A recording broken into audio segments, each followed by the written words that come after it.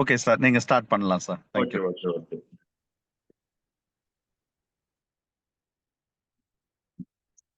Okay. Good morning teachers. கேக்குதா எல்லாருக்கும் நான் பேசுறது? Okay okay okay. இப்ப நம்ம டெஸ்ட் 2 கம்ப்ளீட் பண்ணிட்டோம். அந்த டெஸ்ட் 2ங்கிறது யூனிட் 6. இப்ப டெஸ்ட் 3 பார்க்க போறோம். இது வந்து யூனிட் வந்து அந்த 5th யூனிட். சரிங்களா? சரி. இப்ப இதுல ஃபர்ஸ்ட் பாருங்க. ஃபர்ஸ்ட் கொஸ்டின் வந்து ஒரு ஸ்டேட்மெண்ட் கொடுத்திருக்கேன். உங்களுக்கு வந்து ஒரு எதிர்மறை வலுவூட்டிகள் அனைத்தும் விரும்பத்தக்க மற்றும் வலியை தரக்கூடிய தூண்டல்கள் ஆகும். இது நம்ம எல்லாருக்கும் தெரியும். சோ உங்களுக்கு வலுவூட்டிங்கிற கான்செப்ட் நான் போன அந்த ஓவரால் வியூ பாக்குறப்ப உங்களுக்கு நான் எக்ஸ்பிளைன் பண்ணேன். சோ எல்லாருக்குமே எதிர்மறை வலுவூட்டிங்கிறது தண்டனை கொடுக்கறது, அடி கொடுக்கறது. அடுத்து வந்து எதிர்மறை வலுவூட்டம் என்ன பண்ணும்னா, அது பையனை படிக்க வச்சாலுமே பாத்தீங்கன்னா அதுக்காக வந்து இப்ப நீங்க பார்த்திருப்போம். அதனால ஸ்கூலை விட்டு போற பையனும் இருப்பான். அடுத்து எதிர்மறை வலுவூட்டம் என்பது தண்டனை அல்ல. இது ஏற்கனவே உங்களுக்கு சொல்லிட்டேன். எதிர்மறை வலுவூட்டம் தண்டனை ஒண்ணு இல்ல. சோ இது கிளியரா புரிஞ்சவங்க இதுக்கு ஆன்சர் என்ன போடுவீங்க? நீங்களே சொல்லுங்க. என்ன போடுவீங்க?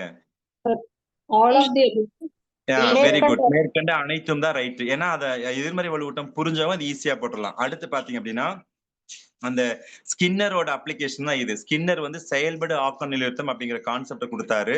சோ அந்த செயல்படு ஆக்க நிலைநிறுத்தம்ல அவர் மெயினா கொடுத்தது 2 விதமான கொடுத்தாரு. ஃபர்ஸ்ட் வந்து அதாவது ரீஇன்ஃபோர்ஸ்மெண்ட், அதாவது வலுவூட்டம் அப்படிங்கிற கான்செப்ட ஃபர்ஸ்ட் வந்து இன்ட்ரோடியூஸ் பண்ணியிருப்பாரு. அதுக்கப்புறம் பாத்தீங்கன்னா தனியால் வேறுபாடுகள் ஏற்ப கற்பித்தல் முறைகளை மாற்றி அமைக்கணும் அப்படின்னு. சோ இந்த வலுவூட்டம் அதுல பாத்தீங்கன்னா அவர் பாத்தீங்க அப்படின்னா அப்ப 2 சொன்னாரு.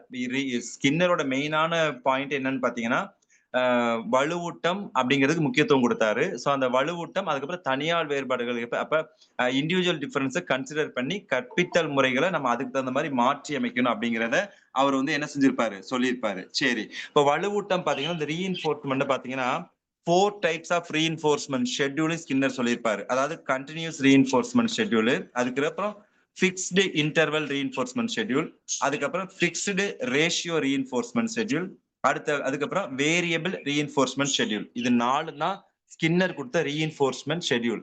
சோ அதுக்கப்புறம் நீங்க பாத்தீங்க அப்ப வந்து பாத்தீங்க அப்படின்னா இந்த இது ரெண்டு கான்செப்டை பேஸ் பண்ணி தான் பிஎல்எம் அப்படிங்கறத உருவாக்கி இருப்பாரு ஸ்கின்னர். அப்ப அதோட முக்கியமே பாத்தீங்கன்னா இண்டிவிஜுவல் டிஃபரன்சஸ், இண்டிவிஜுவலைஸ் இன்ஸ்ட்ரக்ஷன், அதுக்கப்புறம் ரீஇன்ஃபோர்ஸ்மெண்ட். இது ரெண்டும் புரிஞ்சவங்க கரெக்டா என்ன ஆன்சர் போட்டிருப்பீங்க? இப்ப அதுல வந்து இதுல என்ன ஆப்ஷன் இருக்குது? 2 தான் ஸ்கின்னரோட இம்ப்ளிகேஷன். அதுல எது மட்டும் தான் இருக்கு கீழ ஆப்ஷன்ல?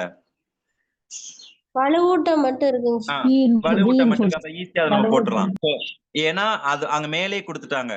திட்டமிட்டு கற்றல் கற்பவரை அவரவர் வேகத்திற்கு ஏற்ப கற்க. சோ அதுதான் இண்டிவிஜுவல் டிஃபரன்ஸுக்கு ஏத்தவாறு கொடுக்கக்கூடிய இண்டிவிஜுவலைஸ்ட் இன்ஸ்ட்ரக்ஷன். அந்த பாயிண்ட் மேலேயே வந்துருச்சு. சோ நம்ம அதை செப்பரேட்டா தனியா படிச்சோம். சோ அத செப்பரேட்டா தனியா படிக்கிறப்பதான் நமக்கு என்ன தெரிஞ்சது அப்படின்னா, நமக்கு என்ன தெரியுது? சோ அந்த மேல முன்னாடி கொடுத்துட்டோம். அந்த கொஸ்டினே வருது. திட்டமிட்டு கற்றல் கற்பவரை அவரவர் வேகத்துக்கு ஏற்ப கற்க உதவுது. அதுக்கப்புறம் தவறுகளை திருத்திக் கொள்ள உதவுது. சோ இந்த பிஎல்எம் ஓட நோக்கமே பாத்தீங்கன்னா அந்த ஃப்ரேமா கொடுத்திருப்பாங்க. ஒரு ஃப்ரேம்ல வந்து ஒரு குட்டியான கண்டென்ட் இருக்கும். அதை படிச்சுட்டு நெக்ஸ்ட் பேஜ்ல ஆன்சர் பண்ணணும். சப்போஸ் நெக்ஸ்ட் பேஜ்ல ஆன்சர் பண்ணணும் அப்படின்னா நமக்கு கரெக்டா இருந்தா அங்க நமக்கு போய் ரீஇன்ஃபோர்ஸ்மெண்ட் கொடுக்கும். அடுத்த செகண்ட் இது பண்ணலாம். இல்ல அப்படின்னா ஃபர்ஸ்ட் முன்னாடி வந்து படிச்சுட்டு மறுபடியும் நம்ம போகணும். இது லீனியர்ல. பிரான்ச்ல பாத்தீங்கன்னா சைட்ல வந்து அதுக்கான விளக்கம் எக்ஸ்பிளனேஷன் கொடுத்திருப்பாங்க. சோ அதோட பிரான்ச் ஒரு ஃப்ரேம் இருக்குன்னா அதுக்கு உள்ள கொஞ்சம் சைட்ல கொடுத்திருப்பாங்க. அங்க போய் அதை விட ஒரு சிம்பிளிஃபைடா ஒரு கண்டென்ட் இருக்கும். அதை படிச்சுட்டு திரும்ப வந்து ஆன்சர் பண்ணிட்டு முன்னேறிட்டு வரலாம். சோ இதுதான் வந்து அந்த தவறுகளை திருத்திக் கொள்வதற்கும் அங்கே இருக்கும். சோ லீனியர்ல பேக் வந்து லேர்ன் பண்ணிக்கணும். சோ பிரான்ச்ல வந்து அதை விட கொஞ்சம் சிம்பிள் டாஸ்க போய் லேர்ன் பண்ணிட்டு மறுபடியும் அங்க நம்ம எங்க செய்யணும், மேல வரணும். சோ அப்ப இது ரெண்டுல பாக்குறப்ப நமக்கு என்னன்னா வலுவூட்டம் மட்டும் மேலே கொடுத்துட்டாங்க, கீழே வலுவூட்டம். அடுத்து பாருங்க 2 கொடுத்திருக்காங்க. அடுத்து ஆக்க நிலைநிறுத்த செயல்முறையின் தகவல் மற்றும் எதிர்ப்பு கொடுத்திருக்காங்க. அந்த ஸ்டேட்மெண்ட் கொடுத்திருக்காங்க. ஆக்க நிலைநிறுத்த செயல்முறையின் தகவல் மற்றும் எதிர்ப்பு கோட்பாடுகள் பின்வரும் கண்ணோட்டத்தை கொண்டுள்ளது. கட்டுப்பாட்டுக்கு உட்பட்ட துலங்கள் கட்டுப்பாடு ரெண்டுமே சமிக்கையாக மாறுகிறது. அடுத்து பாத்தீங்கன்னா கட்டுப்பாட்டுக்குள் வழங்கப்படுவது கட்டுப்பாடு எதிர்பார்க்கப்படுகிறது. அடுத்து பாத்தீங்க அப்படின்னா இது ரெண்டும்.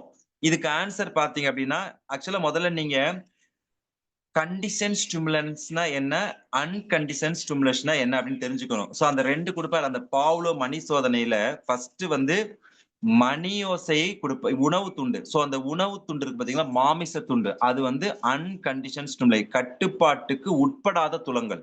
எது? மாமிச துண்டு. சோ அது அது வந்து இயற்கை. சோ எது இயற்கையா இருக்கோ இயற்கையான துலங்கல்.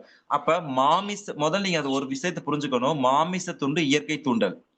இயற்கை தூண்டலுக்கு அந்த உமிழ்நீர் அப்படிங்கிற இயற்கை துலங்கல் அதுவாவே வரும். அடுத்து மணியோசை அப்படிங்கிறது செயற்கை தூண்டல். அதுக்கு கத்துறது குறைக்கிறது தான் தூண்டல். ஆனா அந்த மணியோசைக்கு உமிழ்நீர் வர வைக்கும். நல்லா தெரிஞ்சுக்கங்க. மணியோசை இருக்கு பாத்தீங்களா? அந்த மாமிச துண்டுக்கு உமிழ்நீர் வந்தா அது இயற்கை துலங்கல். மணியோசைக்கு உமிழ்நீர் வந்தா அப்ப உமிழ்நீர் அப்படிங்கிறது இயற்கை துலங்கல் ஞாபகம் வச்சக்கூடாது. மாமிச துண்டுக்கு உமிழ்நீர் வந்தா அது இயற்கை துலங்கல். மணியோசைக்கு உமிழ்நீர் வந்தா அது செயற்கை துலங்கல். அதை ஞாபகம் வச்சுக்கணும். அடுத்தது எப்படி குடுக்குறோம்? ரெண்டுமே நம்ம குடுத்துட்டோம். எப்படி குடுப்போம்? ஃபர்ஸ்ட் தனித்தனியா குடுப்போம். அடுத்து 2யும் சேர்த்து குடுப்போம். அதுக்கப்புறம் அந்த மணியோசை மட்டும் தனியா குடுப்போம். அப்ப முதல்ல இப்ப இத ஞாபகத்துல வச்சுக்கிட்டு நீங்க பாருங்க. சோ கட்டுப்பாட்டுக்கு உட்பட்ட தூண்டல் எது? மணியோசை. கட்டுப்பாட்டுக்கு உட்படாத தூண்டலுக்கான சமிக்கையாக மாறுகிறது. அதுக்கான சமிக்கை. ஆமா, மணி அடிக்கிறது. அது கட்டுப்பாட்டுக்கு உட்பட்ட தூண்டல் மணி அடிக்கிறது. சோ மணி அடிச்சதுக்கு அப்புறம் கட்டுப்பாட்டுக்கு உட்படாத தூண்டல் கிடைக்கும். மாமிச துண்டு கிடைக்கும். அந்த நாய்க்கு ஒரு சிக்னல் கிடைக்குது. அப்ப இது ஃபர்ஸ்ட் பாயிண்ட். கரெக்டா தப்பா?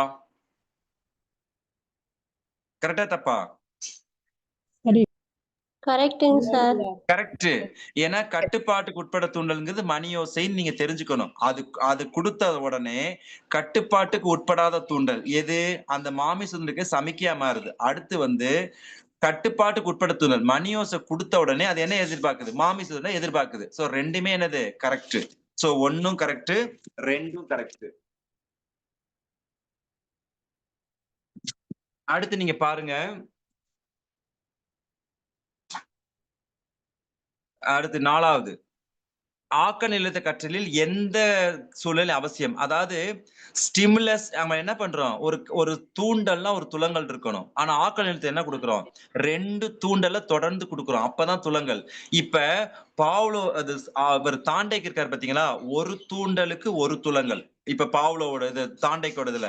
சோ அந்த பூனைக்கு கருவாடு வைப்பாரு. உடனே அது வெளியில வரும். ஆனா இவர் என்ன பண்றாரு? 2 தூண்டல பயன்படுத்துறாரு. ஒண்ணு கட்டுப்பாட்டுக்கு உட்பட்ட தூண்டல், இன்னொன்னு கட்டுப்பாட்டுக்கு உட்படாத தூண்டல். சோ அந்த 2 தூண்டலையும் சேர்த்து குடுக்குறாரு. அப்புறம் தான் ரெஸ்பான்ஸ் வருது. சோ அப்ப பாத்தீங்க அப்படின்னா கண்டிப்பா பாவ்லோவோடது ரெஸ்பான்ஸ் ஃபர்ஸ்ட் கிடையாது. ஸ்டிமுலஸ் தான் ஃபர்ஸ்ட். அதனால சி ஆப்ஷனும் டி ஆப்ஷனும் வராது. ஏன்னா ரெஸ்பான்ஸ் ஃபர்ஸ்ட் அப்படின்னாலே அது ஸ்கின்னர் தான். சோ அப்ப தாண்டைக், பாவ்லோஸ் எல்லாத்துலயுமே ஸ்டிமுலஸ் தான் ஃபர்ஸ்ட். சோ இங்க வந்து ரெஸ்பான்ஸ் ஃபர்ஸ்ட். அப்ப அங்க பாத்தீங்க அப்படின்னா அந்த ஆறும் கட்டாயம் வராது. அப்ப அந்த கொஸ்டின்ல பாத்தீங்கன்னா ரெஸ்பான்ஸ் ஃபர்ஸ்ட் வந்தாலே இது ஸ்கின்னர். அப்ப கட்டாயம் 6ங்கிறது வராது. அந்த 6 வராது. அப்ப இங்க எஸ் 6 வருமான்னு கேட்டா ஒரே ஒரு ஸ்டிமுலஸ் கொடுத்து ஒரு ரெஸ்பான்ஸ் வந்தா செகண்ட் ஆப்ஷன் ரைட். ஆனா அவர் 2 கொடுக்குறாரு. சோ ஆக்க நிறுத்த கற்றல் ஏற்படணும்னாவே செயற்கை தூண்டலை இயற்கை தூண்டலை நீங்க அடுத்தடுத்து கொடுக்கணும். சோ 2 பேர் ஆஃப் ஸ்டிமுலஸ் ஒரு தூண்டல் ஜோடியை நீங்க அங்க கொடுக்கணும். அப்பதான் வந்து அங்க உங்களுக்கு ஏற்படும். அப்ப இதுக்கு என்ன ஆன்சர்? ஃபர்ஸ்ட் ஆப்ஷனுங்க சார். ஃபர்ஸ்ட் ஆப்ஷன் தான் ரைட்.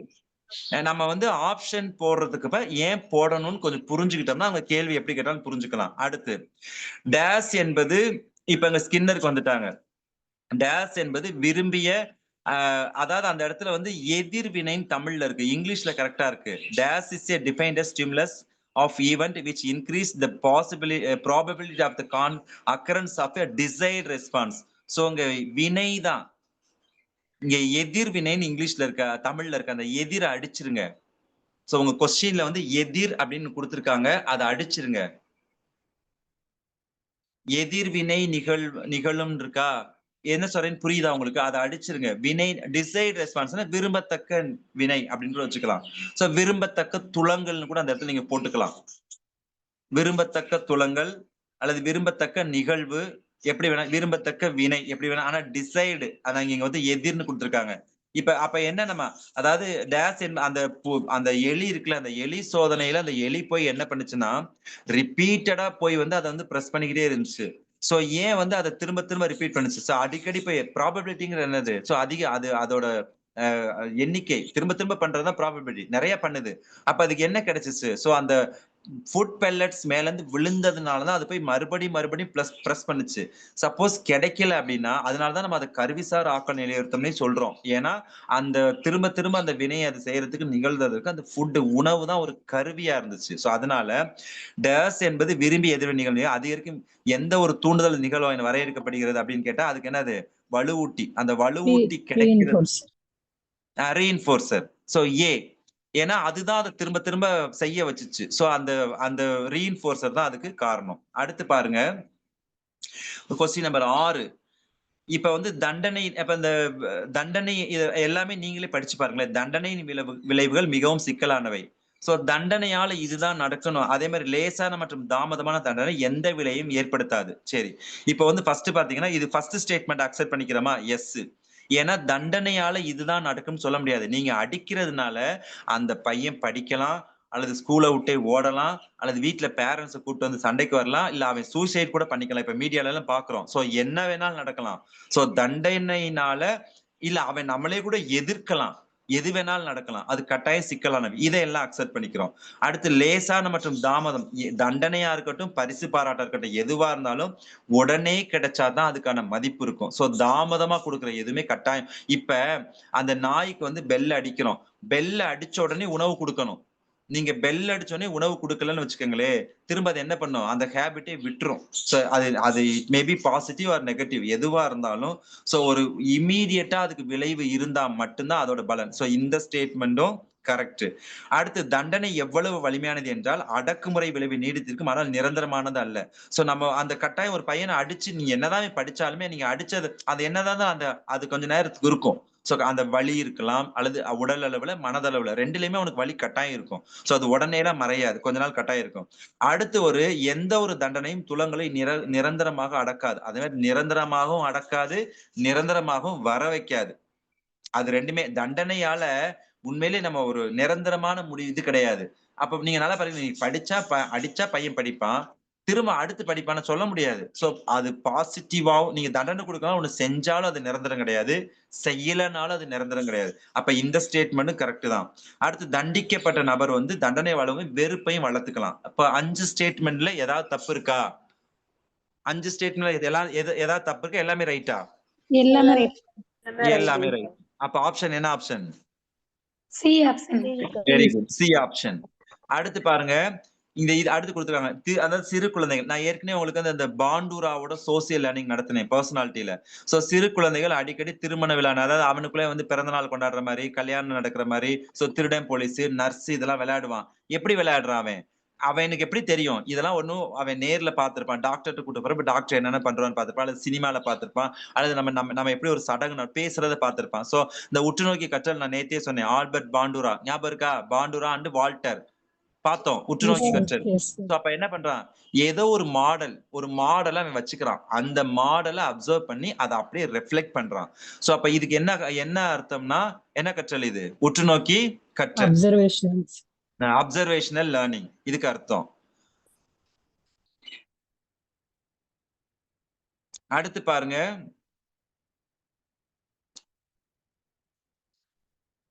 இந்த அடுத்து பாருங்க, சுற்றுச்சூழலில் வரும் தகவல்கள் ஒரு தற்காலிக வடிவத்தில் மறுபரிசீலனை செய்யப்பட்டு விரிவுபடுத்தப்பட்டு பாதைகள் மற்றும் சுற்றுச்சூழல் வடிவுகளை குறிக்கின்றன என டோல்மன் நம்பினார். டோல்மன் குறிப்பிடுவது இது எதன் குறிப்பிடுறார்? டோல்மன் டோல்மன் வந்து எந்த தியரியோடு தொடர்புடையவர்? டோல்மன் வந்து எந்த தியரியோடு தொடர்புடையவர்? சைன் லேர்னிங் தியரி, குறியீடு கற்றல் கோட்பாடு. இது டோல்மன். டோல்மன் வந்து அந்த குறியீடு கற்றல் கோட்பாட்டுக்கு என்ன விலங்க பயன்படுத்தினாரு? ராட். அதுக்கப்புறம்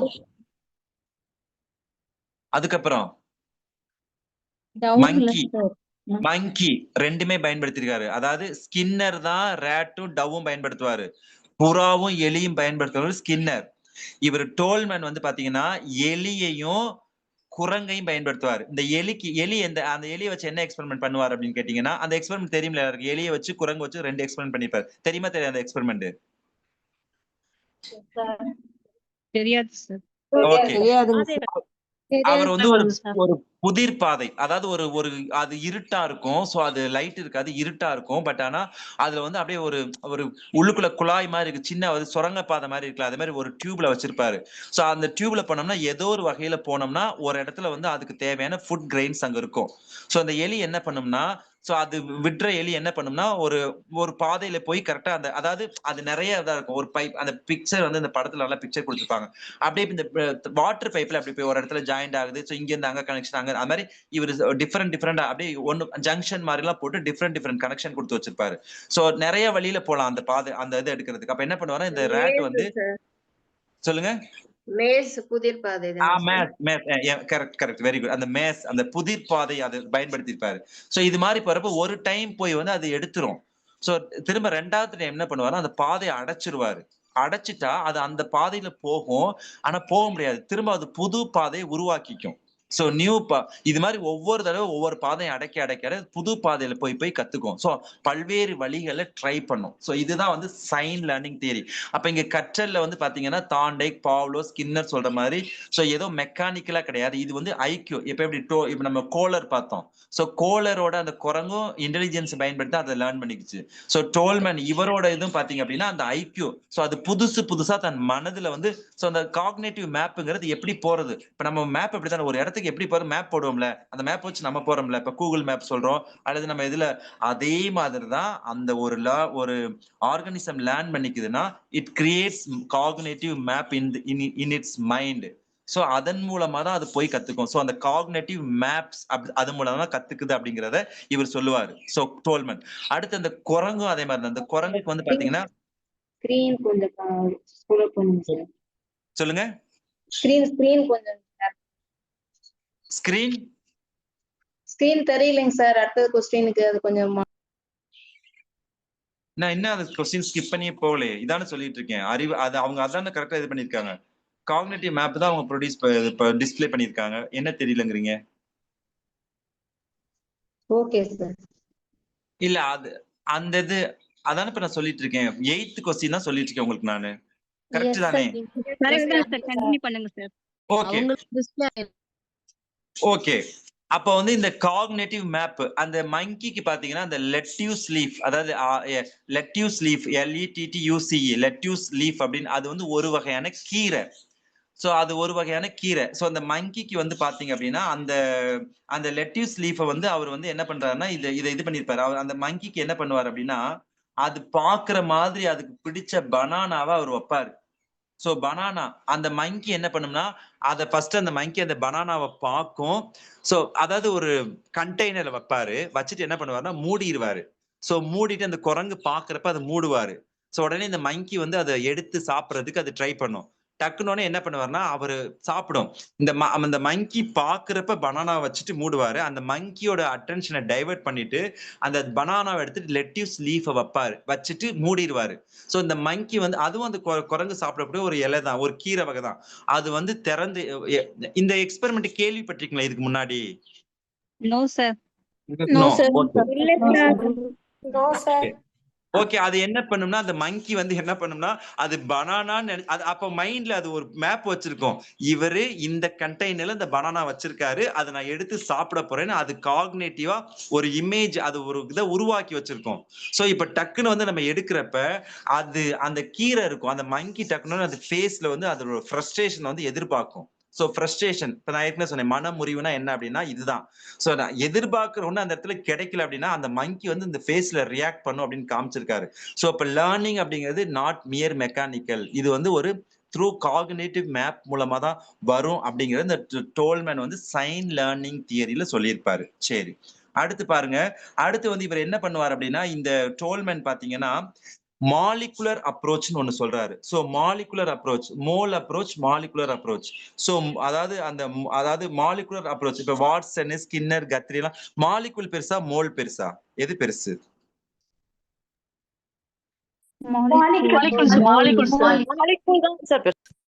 மாலிகுல் தான் பெருசா? சரி, மாலிகுல் எத்தனை இருக்கும்? இப்ப H2 1 mole water, 1 molecule water. One molecule வாட்டர்ல எத்தனை ஆட்டம்ஸ் இருக்கும்? 1 மாலிகுல் ஆஃப் வாட்டர்ல எத்தனை ஆட்டம்ஸ் இருக்கும்? H2O 3 தான் இருக்கும். 1 mole of waterல எத்தனை நம்பர்ஸ் இருக்கும்? 6.023 into 10 power 23. என்ன எல்லாருமே சயின்ஸ் ஸ்டூடெண்ட் மாலிகுல் தான் பெருசுங்கிறீங்க. இப்ப நீங்க ஆட்டம் பெருசா மாலிகுல் பெருசான்னு கேட்டா ஆட்டம் பெருசுன்னு சொல்லலாம். மோல்ங்கிறது ஒரு பிராடர். எது பெருசு? மோல் தான் சார். மோல் தான் பெருசு. மோல்ங்கிறது 6.02 into 10^23. அப்ப 6.023 போட்டு 00 23 0 போடணும். அதான அதுக்கு அர்த்தம்.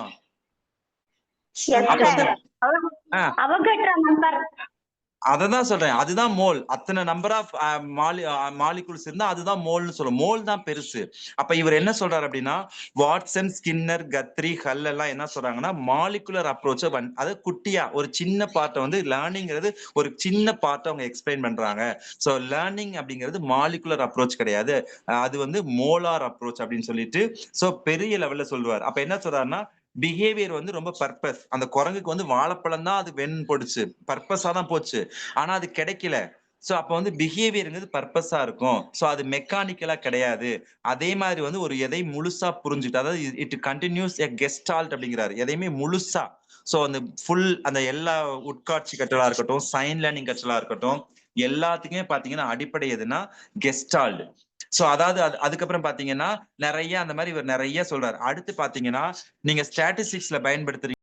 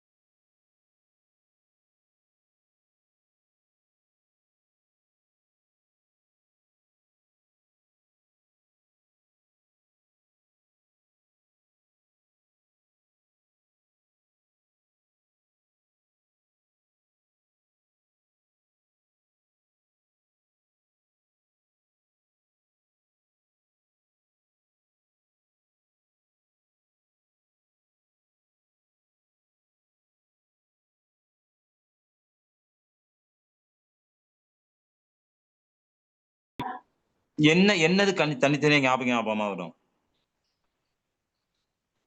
ஒரு இன்சிடென்ட் நடந்துச்சுன்னா அந்த இன்சிடென்ட் ஞாபகத்துக்கு வரும். ஒரு விஷயம் நடக்குதுன்னா சம்பந்தப்பட்ட சூழ்நிலை சார், சூழ்நிலை. Very good. அதாவது இந்த எபிசோடிக் மெமரிங்கிறது long term memory, short term மெமரியா? Long term memory sir. Very good. Episodic மெமரிங்கிறது ஒரு லாங் டர்ம் மெமரி. இது என்ன அப்படின்னா recall of our personal experience and past events. So நம்மளோட தனிப்பட்ட அனுபவங்களையும் நம்மளோட முந்தைய அனுபவங்களையும் நினைவுக்கு கொண்டு வர்றது தான் இந்த எபிசோடிக் மெமரி. எப்பயுமே ஞாபகம் இருக்கும். அதாவது பாத்தீங்கன்னா இப்ப உங்களோட ஃபர்ஸ்ட் உங்களோட திருமண நாளா இருக்கலாம், அல்லது நீங்க ஃபர்ஸ்ட் வேலையில ஜாயின் பண்ண நாளா இருக்கலாம். ஸோ இது இப்போ எனக்கெல்லாம் பாத்தீங்கன்னா நான் ஃபர்ஸ்ட் வேலையில ஜாயின் பண்ண எனக்கு இன்னுமே ஞாபகம் இருக்கு. நான் அப்ப எப்படி போனேன், என்ன ட்ரெஸ் போட்டு போனேன்னு கூட எனக்கு ஞாபகம் இருக்கு. நான் எப்படி அங்க போய் முதல்ல கவர்மெண்ட் போஸ்டிங் எப்படி போய் சேர்ந்தேன். ஸோ இதெல்லாம் எப்பயுமே நமக்கு மறக்காது. ஸோ அந்த இன்சிடென்ட் அப்படியே நமக்கு அப்படியே ரீகால் ஆகும். இதான் எபிசோடிக் மெமரி. ஸோ இது ஒரு லாங் டர்ம் மெமரி. ஸோ நம்மளோட பர்சனல் எக்ஸ்பீரியன்ஸ் அண்ட் நம்மளோட பாஸ்ட் ஈவெண்ட்ஸ், ஸோ இது அந்த நிகழ்ச்சியவே நம்ம ரீகால் பண்றது, அதான் எபிசோடிக் மெமரி. அடுத்து அதுக்கு answer C option. So episodic மெமரியோட டெஃபினிஷனே அதான்.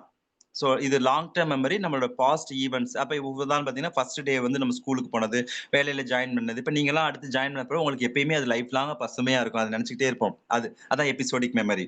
அடுத்து பாருங்க, அந்த நினைவாற்றலை சோதிக்க தரப்படுத்தப்பட்ட தொகுப்பான கான்சனன்ட் வவல் சவுண்ட், அதாவது சிவிசி அப்படிங்கிற நான்சென்ஸ் சிலபிள் அப்படின்னு சொல்லுவாங்க.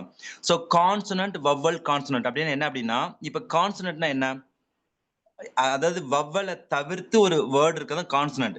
இப்ப பாத்தீங்க, இப்ப ஒரு வேர்டு நான் சொல்றேன்,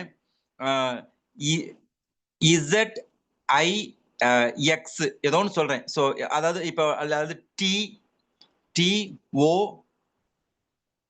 கியூ அப்படின்னு ஏதோ ஒன்று சொல்றேன் ஒரு வேர்டு. இதுக்கு ஏதாவது மீனிங், டி ஓ கியூ. இந்த பக்கம் ஒரு கான்சனன்ட், அந்த பக்கம் நடுவில் வவல், டி ஓ. இதுக்கு அப்ரிவேஷன் இருக்கலாம், ஆனா இங்கிலீஷ்ல இதுக்கு மீனிங் இருக்கானா இல்ல. சோ இது தமிழ்ல பாத்தீங்கன்னா பொருளற்ற வார்த்தைன்னு வெற்று அசைகள்னு சொல்லுவாங்க. ஸோ அந்த எபிங்காஸ் அவரோட மெமரி டெஸ்ட்டுக்கு இதை தான் யூஸ் பண்ணியிருப்பாரு. ஸோ இப்போ நீங்க ஒரு பொருளற்ற, இப்போ நம்ம பொருள வார்த்தைகள், இப்போ நான் 10 வார்த்தை சொல்றேன், டேபிள், சேரு, இது மாதிரி சொல்றப்ப அது நம்ம டக்குன்னு மைண்ட்ல இருக்கும். ஆனா நம்ம இந்த நான்சென்ஸ் சிலபிள்னு சொல்லுவோம். ஸோ அல்பபெட்டை மாறி மாறி போட்டு வச்சிருப்போம். இந்த பக்கம் ஒரு கான்சனன்ட், அந்த பக்கம் ஒரு கான்சனன்ட், நடுவில் ஒரு வவல். இந்த மாதிரி மீனிங்கே வராத ஒரு அதுக்கு மீனிங்கே இல்லாத ஒரு 10-20 வார்த்தைகள், ஒரு 50 நிறைய மேக் பண்ணி அதை இவர் யூஸ் பண்ணியிருப்பாரு. ஸோ அதை கொடுத்திருப்பாரு, அதை ஞாபகம் வச்சு. ஸோ அந்த எபிங்காஸோட சோதனைக்கு இதை தான் பயன்படுத்தியிருப்பாரு. யாரு இது தெரியுமா உங்களுக்கு? கீழ்கண்டோர்ல யார் நினைவாற்றலை சோதிக்க தரப்படுத்தப்பட்ட வார்த்தை தொகுப்பான, இந்த பக்கம் ஒரு கான்சனன்ட், அந்த பக்கம் நடுவில் வவல். ஸோ இந்த இதுல ஒரு வார்த்தை அதுக்கு எந்த அர்த்தமே இருக்காது. ஸோ இது ஹெர்மன் எபிங்காஸோட சோதனைக்கு அவர் இதை தான் பயன்படுத்திருப்பாரு. இந்த கர்வ் ஆஃப் ஃபர்கெட்டிங், இதை வச்சுதான் கர்வ் ஆஃப் ஃபர்கெட்டிங் போட்டிருப்பாரு. மறத்தல் வலை கூட இதை வச்சுதான் அவர் போட்டிருப்பாரு. அடுத்து போலாமா? அடுத்து 13. இப்ப 12க்கு என்ன ஆன்சர்?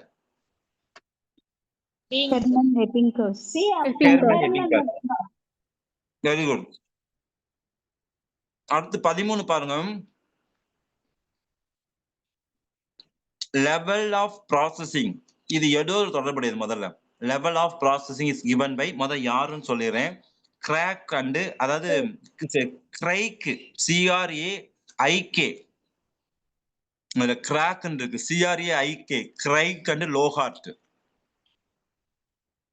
இவங்க தான் இந்த லெவல் ஆஃப் ப்ராசஸிங் சொன்னாங்க. அப்படின்னா என்ன லெவல் ஆஃப் ப்ராசஸிங்னா என்ன? லெவல் ஆஃப் ப்ராசஸிங்னா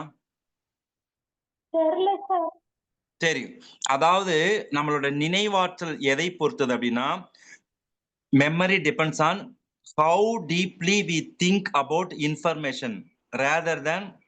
இது அதாவது short term memory, long term memory அப்படிங்கறத அவர் எடுக்கவே இல்லை. நம்ம சொல்றோம் ஷார்ட் டேர்ம் மெமரி மறந்து போயிடும், லாங் டேர்ம் மெமரி நமக்கு ஞாபகம் அப்படின்னு. அவர் அந்த லாங் டேர்ம் நம்ம sensory memory, long term memory, short term, இதைதான் மெமரி சொல்லிட்டு இருந்தாங்க. இவரு அதெல்லாம் அதை விட, so long term memory, short term மெமரியை விட அந்த இன்னும் ரொம்ப நாளைக்கு ஞாபகம் வச்சிருக்கிறது எது முக்கியம்னா எவ்வளவு ஆழமா ஒரு விஷயத்த புரிஞ்சுக்கிறோம் அப்படிங்கறதுதான். இப்ப நான் உங்களுக்கு சொன்ன மாதிரி இப்ப நீங்க வந்து இப்ப நான் உங்களுக்கு ஒரு எக்ஸ்பிளைன் பண்றேன். சோ நீங்க ஆல்ரெடி தெரிஞ்சதை விட இன்னும் கொஞ்சம் டீப்பா எக்ஸ்பிளைன் பண்றேன். கட்டாயம் இது உங்களுக்கு நல்ல ஞாபகத்துல இருக்குமா இல்லையா? Yes sir. இருக்குமா இல்லையா? கட்டாயம் ஒரு விஷயம் ஒரு தியரி வந்து நமக்கு இன்னும் கொஞ்சம் உள்ள போய் நம்ம தெரிஞ்சுக்கிறோம். அப்ப இன்னுமே கொஞ்சம் நமக்கு நிறைய ஐடியா கிடைக்கும். நம்ம அது ஞாபகம் இதைத்தான் அவங்க சொல்றாங்க. சோ அந்த லெவல் ஆஃப் ப்ராசஸிங் அப்படிங்கிறது அதை எந்த அளவுக்கு நம்ம ப்ராசஸ் பண்றோம், மேலோட்டமா படிக்கிறோமா இல்ல கொஞ்சம் எந்த அளவுக்கு இன்னும் டீப்பரா ப்ராசஸ் பண்றீங்களோ அந்த அளவுக்கு உங்களோட மெமரி இருக்கும் அப்படிங்கறத இதோட கான்செப்ட். மீதி 3 பேருமே மெமரியை பத்தி இது பண்ணவங்க தான்.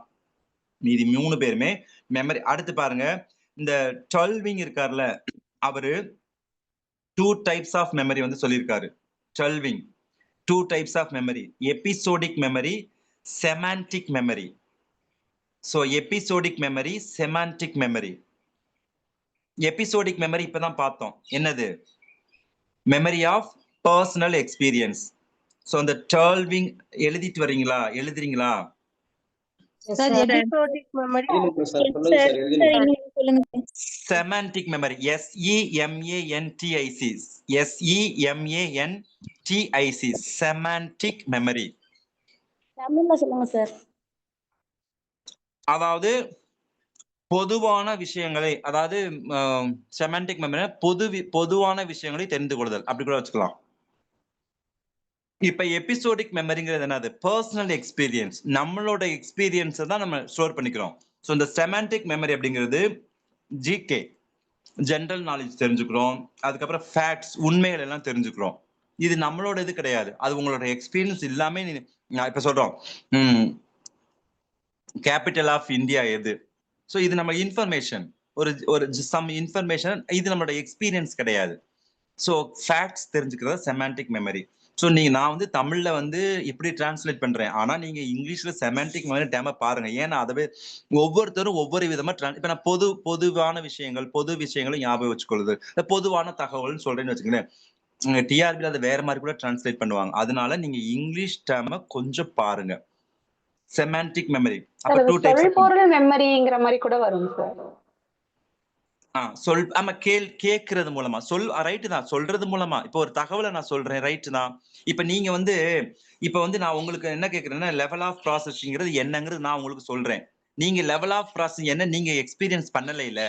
நான் சொல்றது தான் நீங்க கரெக்ட். சொல் பொருள் மெமரி அதை எப்படி வேணாலும். அப்ப அதை நீங்க செமான்டிக் மெமரி அப்படிங்கிறது apart from our experience we gain some information. ஓரலா இருக்கலாம், நம்மளே ரீட் பண்ணலாம், நம்ம யாரோ ஒருத்தருக்கு சொல்லலாம். சோ அந்த மீனிங் புரியுதா உங்களுக்கு? அதுக்கு வார்த்தை என்ன வேணாலும் போடலாம். நீங்க மேடம் நீங்க சொல்ற சொல் பொருள் மெமரி கரெக்ட். சோ நம்ம அனுபவிக்காம வெளியில இருந்து நம்ம சொற்கள் மூலமாவோ படிப்பதன் மூலமா தெரிஞ்சு கொள்றது, அதுதான் வந்து செமான்டிக் மெமரி அப்படின்னு தெரிஞ்சுக்கங்க. 2க்கு மீனிங். அடுத்து வந்து குயிலியன் இருக்கார்ல, ராஸ் குயிலியன். அவர் என்ன சொல்றாருன்னா, semantic memory and semantic network 2 சொல்றாரு. Semantic memory, semantic network. Quillian இவரும் மெமரி பத்தி சொன்னவர் தான். Semantic memory, semantic network.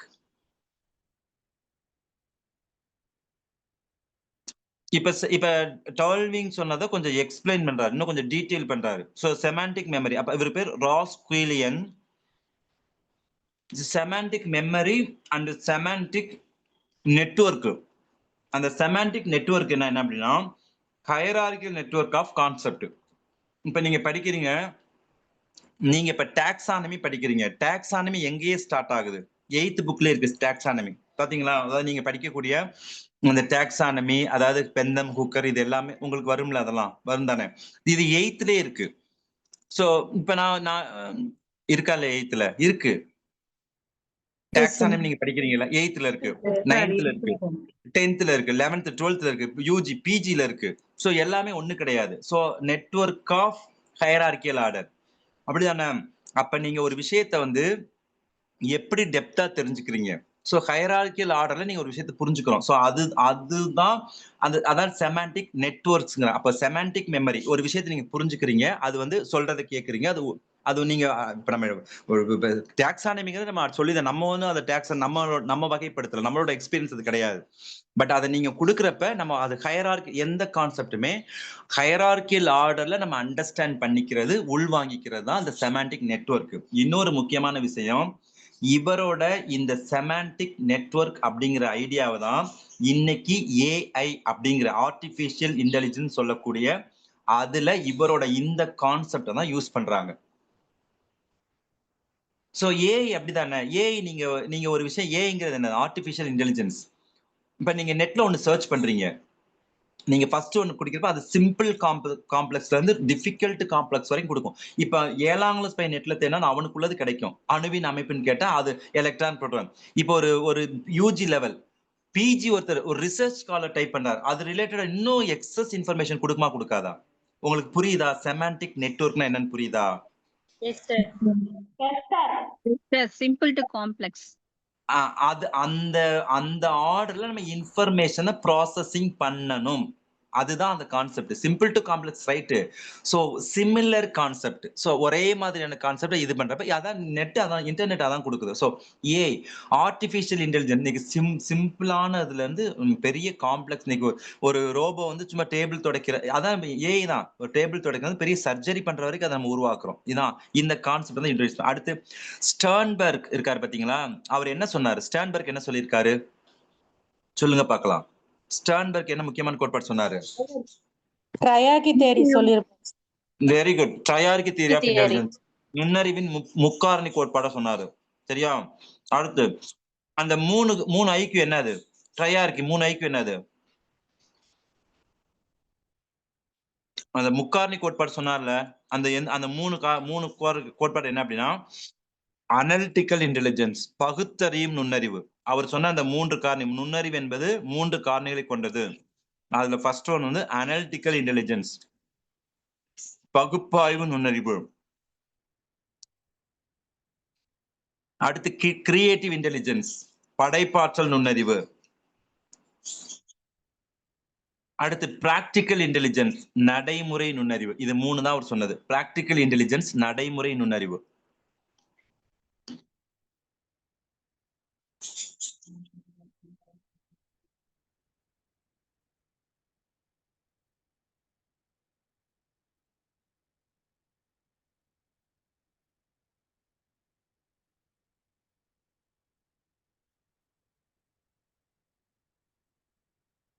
அடுத்து இப்ப இதுக்கு என்ன ஆன்சர்? லெவல் ஆஃப் ப்ராசஸிங் யாரு?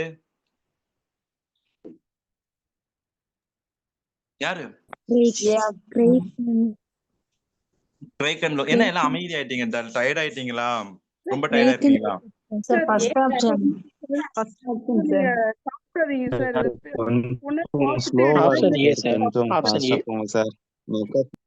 சொல்லுங்க, புரியல என்ன சொல்றீங்க? எல்லாம் ஒரே டைம் என்னன்னு சொல்லுங்க சார். நீங்க நடத்தும் போது சாப்பிடாதீங்க சார், வாய்ஸ் ஒரு மாதிரி கேக்குறதுக்கு. ஓ, நான் சாப்பிடுறது உங்களுக்கு தெரியும், முடிச்சிட்டேன். சாப்பிடுறது உங்களுக்கு கேக்குதா? ஆமா sir. Okay okay okay, sorry okay, sorry. Okay okay, இப்ப கேக்குதா கிளியரா? சோ அந்த வாய்ஸ் வந்து சொல்றது உங்களுக்கு கேட்கலையோ? ஓகே, சாரி நான் ஓகே. சரி சார், இன்னும் கொஞ்சம் ஸ்பீடா கொஞ்சம் முடிச்சு கொடுங்க சார். ஏன்னா நாங்க அடுத்து மெயின் சப்ஜெக்ட் படிக்கணும் சார். சரி ஓகே, நம்ம கொஞ்சம் ஃபாஸ்டா போவோம். அடுத்து வந்து கொஞ்சம் ஃபாஸ்டா போங்க சார். Okay, thank you sir. உள்ளுணர்வு மற்றும் சுற்றுச்சூழலுக்கு ஏற்ப நமது திறனை மேம்படுத்துகின்றன. இந்த கருத்து யார் சொன்னதுன்னா Konrad Lorenz. So Konrad Lorenz வந்து பாத்தீங்கன்னா இவர் கொனார்ட் லாரன்ஸ் அப்படின்னாலே லேர்னிங் பை இம்பிரிண்டிங், சுவடுகள் பதிவுகள் மூலமாக கற்றுக்கொள்ளுதல். இது கேள்விப்பட்டிருக்கீங்களா? Learning by imprinting. இவர் தான் கொனார்ட் லாரன்ஸ். சோ அந்த இம்பிரிண்டிங் அப்படிங்கிறது ஒண்ணும் கிடையாது, நம்மளோட முன்னோர்கள் நம்மளோட பை இன்ஸ்டிங்க்ட் மூலமா நம்மளோட சில சுவடுகள் நமக்கு வந்து இருக்கும், நம்மளோட மைண்ட்ல இருக்கும். ஸோ நீங்க பயாலஜி உங்களுக்கு தெரியும். ஸோ ஹெரிடிட்டரி மூலமா சில நம்ம இப்போ ஒரு திங்கிங் கூட நம்மளோட ஃபாதர் தாத்தாவோட திங்கிங் அப்படியே நமக்கு வந்து வரும். ஸோ அதான் இம்பிரிண்டிங் சொல்றாரு. ஸோ சில பேர் வந்து அந்த இம்பிரிண்டிங் மூலமா சில விஷயங்களை நம்ம என்ன செஞ்சுக்குவோம், லேர்ன் பண்ணிக்குவோம். ஸோ அதான் லேர்னிங் பை. அப்ப அவர் என்ன சொல்றாருன்னா, இந்த கொனார்ட் லாரன்ஸ் அதாவது உள்ளுணர்வும் அதை வச்சு நம்ம இன்னும் ஃபர்தரா நம்ம இம்ப்ரூவ் பண்ணிக்குவோம். இதான் அவர் கூட அந்த இது நடத்திருப்பாரு, அந்த சின்ன அந்த புறாவோட குஞ்சு இருக்குல்ல, அதை வச்சு நடத்திருப்பாரு. ஸோ இது பாத்தீங்க அப்படின்னா அந்த மதருக்கு பின்னாடியே போகும். ஸோ இவர் வந்து கால் தடம் போகும், அந்த கால் தடத்தை ஃபாலோ பண்ணியே அந்த அந்த அந்த சின்ன சின்ன அந்த குட்டி அந்த பறவை குஞ்சு அப்படி பின்னாடியே போயிட்டே இருக்கும். ஸோ அந்த பிக்சரை அப்படி கொடுத்துருப்பாங்க. ஸோ அதை லேர்னிங் பை இம்ப்ரிண்டிங். ஸோ அதை ஏற்கனவே எல்லா பறவையுமே தன்னோட தாயோட காலடிகளை ஃபாலோ பண்ணி பின்னாடி போகும். அது மாதிரி நம்ம சில விஷயங்களை ஃபாலோ பண்ணி இம்ப்ரூவ் பண்ணிக்குவோம் அப்படிங்கிறத அவர் சொல்லுவாரு. அடுத்து வந்து பாத்தீங்கன்னா அந்த 15th பாருங்க, 15வது கொஸ்டின். அப்ப இதுக்கு ஆன்சர் வந்து கொனார்ட் லாரன்ஸ். அடுத்து 15வது கொஸ்டின் பாருங்க, எது சரின்னு கேட்டிருக்காங்க. இப்ப தாண்டைக்கோட ஆரம்ப கால அடிப்படை கோட்பாடு எல்லாமே அவங்க புத்தகத்துல வந்து உணர்ச்சி உணர்வுகள் மற்றும் தூண்டுதல் அப்படிங்கிற தலைப்புல அவர் கொடுத்திருக்காரு. ஸோ எல்லாமே அவரோட புத்தகத்துல இந்த தலைப்புல தான். எடுத்த உடனே ட்ரையல் அண்ட் எரர் அப்படின்னு கொடுக்கல. ஸோ உணர்ச்சி உணர்வுகள், அதாவது இங்கிலீஷ்ல பாத்தீங்க அப்படின்னா லேர்னிங் அவரை சென்சரி இம்ப்ரெஷன் அண்ட் இம்பல்சஸ், அந்த மீனிங் பாத்துக்காங்க. இந்த அர்த்தத்துல தான் கொடுத்திருக்காரு. அவர் எடுத்தோடனே ஸ்டிமுலஸ் அப்படி கொடுக்கல. அதுக்கப்புறம் தான் திரும்ப வந்து அந்த ஒருங்கிணைப்பு அப்படிங்கறது பிணைப்பு இணைப்பு. ஆக்சுவலா வந்து தாண்டைக்கோட முயன்றி தவறி கற்றலே தூண்டல் துலங்கல் இணைப்பை கற்றல் தான். அதாவது சோதனை தூண்டலுக்குரிய பொருத்தமான துலங்களை இணைப்பதுதான் என்ன கற்றல், முயன்றி தவறி கற்றல். சோ சோதனை தூண்டல் நடக்கிறப்ப அந்த துலங்களை கொடுத்து, அதாவது ஸ்டிமுலஸ் ரெஸ்பான்ஸ், இதுதான் அந்த கனெக்ஷனை தான் அவர் சொல்லுவாரு. அப்ப ஸ்டிமுலஸ் ரெஸ்பான்ஸ் எல்லாமே ஒரு கோஆர்டினேட்டடா இது, அது கரெக்டா அதுக்கு பொதுவான துலங்களை மேட்ச் பண்ணணும். இதுவும் ரைட்டு. அடுத்து வந்து தாண்டைக்கு வந்து அனிமல் இன்டெலிஜென்ஸ் அப்படிங்கிற புத்தகத்தை எழுதினாரு. இந்த புத்தகத்துலதான் அவரு தன்னோட முயன்றி தவறி கற்றல் கோட்பாட்டை வெளியிட்டாரு. சோ இது மூணுமே ரைட்டு. சோ அப்ப இதுக்கு ஆன்சர் வந்து மேற்கண்ட அனைத்தும். இப்ப நான் ஏற்கனவே இந்த தாண்டைக்கு வந்து அனிமல் இன்டெலிஜென்ஸ் அப்படிங்கிற கான்செப்டை வந்து நம்ம என்ன சொன்னாரு, இந்த புத்தகத்தை சொன்னாரு. அதே மாதிரி அந்த கோலர் இருக்கார்ல, அவர் உட்காட்சி வழி கற்றல எந்த புத்தகத்துல வெளியிட்டாரு? அவர் ஒரு புத்தகத்துல தன்னோட உட்காட்சி கற்றல் கருத்தை வெளியிட்டாரு. எந்த புத்தகத்துல? The mentality of apes. The mentality of apes. அது புத்தகத்தோட பேரு. The mentality of apes. இப்பதான் சொன்னாங்க சாப்பிட்டுட்டே எடுக்காதீங்க கிளாஸ், நீ ஏதாவது கொடுத்துட்டே இருக்க போதும் எனக்கு. சரி, ஹலோ. அதாவது த மென்டாலிட்டி ஆஃப் ஏப்ஸ், அதாவது அந்த புக்ல தான் இந்த புக் இதை வெளியிட்டார். எது? இந்த கோலரோட அந்த இன்சைட் லேர்னிங். சாரி, இது தெரிஞ்சுக்கணும். அடுத்து பாருங்க, அடுத்து அவங்க பத்தி தான் வருது. ஸோ கோலர், கோஃப்கா இவங்க எல்லாமே இன்சைட் லேர்னிங் உட்காட்சி கற்றலை ஆதரிச்சாங்க. ரைட்டு. இந்த உட்காட்சி கற்றல் கோட்பாட்டுக்கு அடிப்படை கெஸ்டால்ட். ஸோ கெஸ்டால்ட் அப்படின்னாலே அது வந்து என்ன அப்படின்னா நமக்கு தெரியும், அது ஒரு இது முன்னாடி சொல்லியாச்சு. அடுத்து வந்து ஒரு உட்காட்சியில வந்து எல்லா மனத்திறன்களும் உள்ளடக்கியது, எல்லா மனத்திறன்கள். ஸோ சும்மா ஒரு தூண்டல் துலங்கள் இல்லாம நுண்ணறிவு, புரிந்து கொள்ளுதல், அறிந்து கொள்ளுதல், ஒற்றுமை, தொடர்ச்சி, இது எல்லாம். ஏன்னா அந்த குரங்கு வந்து ஃபர்ஸ்ட் ஒரு இதை கத்துக்குச்சு, அதோட ஒரு பெட்டியை போட்டு எடுக்க கத்துக்குச்சு. அதுக்கு அடுத்துதான் அதோட தொடர்ச்சி அடுத்த பெட்டி மேல போட கத்துக்குச்சு. ஸோ அந்த உட்காட்சி புரிஞ்சோம்னா அப்ப புலன்காட்சி தத்துவம் வந்து பாத்தீங்க அப்படின்னா எல்லாத்தையும் அடிப்படையா கொண்டது. அதாவது எல்லாத்தையும் அடிப்படையா கொண்டது. அடுத்து பாத்தீங்கன்னா மென்டாலிட்டி ஆஃப் ஏப்ஸ் இப்பதான் சொன்னேன். இப்ப இது 4 ஸ்டேட்மெண்ட்டுமே கரெக்ட் தான். அப்ப இதுக்கு ஆப்ஷன் வந்து 1 2 3 4 டி ஆப்ஷன். அடுத்த கொஸ்டின் பாருங்க.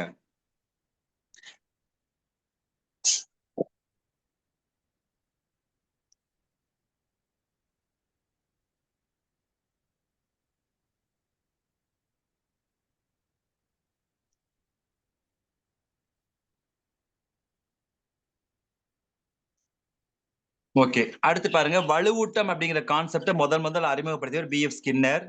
வாட்சன் ஸ்கின்னர் அவர்கள் அதாவது வாட்சன் வந்து ஸ்கின்னரோட சோதனையால் பெரிதும் முந்தப்பட்டார். சரி, அடுத்து நேர்வழி திட்டமிட்டு கற்றல் ஸ்கின்னரால் உருவாக்கப்பட்டது. அடுத்து வந்து ஸ்கின்னர் தனது சோதனைக்கு எலி மற்றும் புறாவை, இதுல எது தப்பு? இது ஒண்ணு மட்டும் தப்பு. எது தப்பு? எது மட்டும் தப்பு? தேர்ட் ஒன் என்னது? லீனியர் ப்ரோக்ராம் ஸ்கின்னர் தானே உருவாக்குனாரு. நீ நேர்வழி திட்டமிட்டு கற்றல், அது ரைட்டு தானே? செகண்ட் ஆப்ஷன் தான் தப்பு. சோ செகண்ட் ஆப்ஷன் தான் தப்பு. அது வந்து ஆப்ஷனே நான் கொடுக்கல போல இருக்கு, அப்படிதானே?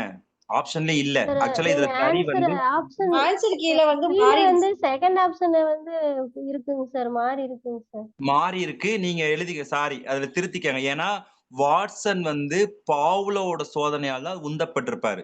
சோ வாட்சன் வந்து ஆக்கணிலிருந்த கோட்பாடு பாவ்லோ சோதனையால தான் வாட்சன் உந்தப்பட்டு அவர் வந்து அந்த ஆல்பர்ட் இது வந்து பிஜிடிஆர்ல கேட்ட கொஸ்டின். வாட்சன் தன்னோட சோதனைக்கு ஆல்பர்ட் அப்படிங்கிற குழந்தைக்கு வந்து என்ன விலங்கை பயன்படுத்தினார் முயல் அப்படின்னு 2015 பிஜிடிஆர்ல இந்த கொஸ்டின் கேட்டிருக்காங்க. நீங்க பழைய ப்ரீவியஸ் கொஸ்டின் பாருங்க, அதுல கொடுத்திருப்பாங்க. சோ அப்ப ஆக்கணியில் எடுத்த கோட்பாட்டை விரிவாக்கம் செய்தவர் யாருன்னா வாட்சன். ஏன்னா வாட்சன் பாவ்லோ தன்னோட சோதனை வந்து விலங்குகளுக்கு பண்ணியிருப்பாரு. பாவ்லோ வந்து பாவ்லோ தன்னோட ஆக்கணியல் சோதனை வந்து நாய்க்கு விலங்குகள் பண்ணியிருப்பாரு. வாட்சன் வந்து அதை மனிதர்களுக்கு விரிவாக்கம் செஞ்சிருப்பாரு. சோ அப்ப அந்த ஆப்ஷன் இல்ல, சாரி, நோட் பண்ணிக்கங்க. 1, 3, 4 அதுதான் கரெக்ட். 2 மட்டும் தப்பு. அந்த ஆப்ஷன் கீழே கொடுக்கல போல இருக்கு. சோ அந்த லாஸ்ட்ல வந்து 1, 2, 3, 4ன்னு கொடுத்துட்டேன். அல்லது நீங்க எப்படி வேணாலும் மாத்திக்கங்க. பி ஆப்ஷன் கொடுத்துருக்கோமா, அதுல 1, 3, 4ன்னு மாத்திக்கங்க. ரைட்டு தான். ரெண்டாவது ஆப்ஷனை 1, 3, 4ன்னு மாத்திக்கங்க. 1, 3, 4ன்னு மாத்திக்கங்க. நீங்க ரெண்டாவது ஆப்ஷன் குறிச்சிருக்கோம். அதை 1, 2க்கு பதிலா 1, 3, 4ன்னு மாத்திக்கங்க. ஏதோ பிரிண்டிங் எரர் போல இருக்கு. 1, 3, 4 கிளியரா? டவுட் ஒண்ணு இல்லையில? Clear sir. ஓகே. அடுத்து வந்து ஆக்க நிலையத்து கோட்பாடு. இப்பதான் சொன்னேன் நானு. ஆக்க நிலையத்து கோட்பாடு எதை ஃபர்ஸ்ட் வழங்கணும்? மணி ஃபர்ஸ்டா, உணவு ஃபர்ஸ்டா? உணவு மணி உணவு எப்படி கொடுப்பீங்க? மணி அடிச்சு தானங்க உணவு கொடுப்பீங்க. சோதனையில ஃபர்ஸ்ட் மணி ஓசை அப்புறம் தானே உணவு. மீட் ஃபர்ஸ்ட் கொடுக்க மாட்டோமே. ஃபர்ஸ்ட் பெல் சவுண்ட் அப்புறம் தானே மீட். இப்ப பெல் சவுண்டுங்கிறது சிஎஸ், மீட்டுங்கிறது யூசிஎஸ். அதாவது கண்டிஷன் ஸ்டிமுலஸ், அன்கண்டிஷன் ஸ்டிமுலஸ். புரியுதா புரியலையா? அப்ப என்ன ஆப்ஷன் வரும்? சி ஆப்ஷன் தான் வரும். சிஎஸ். பெல் வந்து சிஎஸ், உணவு வந்து யூசிஎஸ். சோ அப்ப பெல் ஃபர்ஸ்ட், அப்ப சிஎஸ் ஃபர்ஸ்ட், யூசிஎஸ் பிறகு. So C option. அடுத்து பாத்தீங்க அப்படின்னா உட்காட்சி இவ்வாறும் சொல்லலாம். அதாவது உட்காட்சினா என்ன அப்படின்னா, உங்களுக்கு சொன்ன மாதிரி கக்குலுக்கு திடீர்னு அந்த பாம்பு கனவுல வந்து டக்குன்னு எந்திரிச்சு போட்ட மாதிரி, அதே மாதிரி அந்த குரங்குக்கு டக்குன்னு என்ன செஞ்சு ஏற்கனவே பெறப்பட்ட விவரங்களிலிருந்து இதுவரை அறியப்படாத புதிய தொடர்புகளை திடீரென உணர்ந்ததான் உட்காட்சி. அப்ப உட்காட்சிக்கு வேறு பேர் என்னது? சடனா நடக்கிற ஒரு ஐடியா. ஆமா, அதுதான். சோ அப்ப உட்காட்சினா என்ன அப்படின்னா, ஏற்கனவே பெறப்பட்ட விவரங்களிலிருந்து இதுவரை அறியப்படாத புதிய தொடர்புகளை திடீரென உணர்வதுதான் உட்காட்சி. அப்ப சோ அந்த உட்காட்சிக்கு இன்னொன்னு பாத்தீங்கன்னா சடன் அவேக்கனிங் ஆஃப் தாட். திடீரென எல்லா உட்காட்சியுமே சடனா தான். நீங்க நல்லா பாருங்களேன், ஒரு விஷயம் நமக்கே உட்காட்சி வந்து பெரிய சயின்டிஸ்டுக்கு அதெல்லாம் கிடையாது. நம்மளே ஒரு விஷயத்தை யோசிச்சுட்டே இருப்போம், அதுக்கான தீர்வு டக்குன்னு ஆஹா இது சடன் நமக்கு கிளிக் ஆகும், நமக்கே கிடைக்கும். ஓ கரெக்ட், இது நமக்கு இவ்வளவு நாள் தோணாம போச்சு. ஆனா அதை பத்தி நம்ம யோசிச்சுக்கிட்டே இருப்போம். நீங்க யோசிச்சுட்டே இருப்போம், யோசிக்கிறத நிறுத்தி கூட நிறுத்திக்கலாம், அதுவா நம்ம மைண்ட்ல தோணும். இதான் உட்காட்சி, திடீரென உதிக்கும் சிந்தனை. Right, A option. அடுத்து பாருங்க,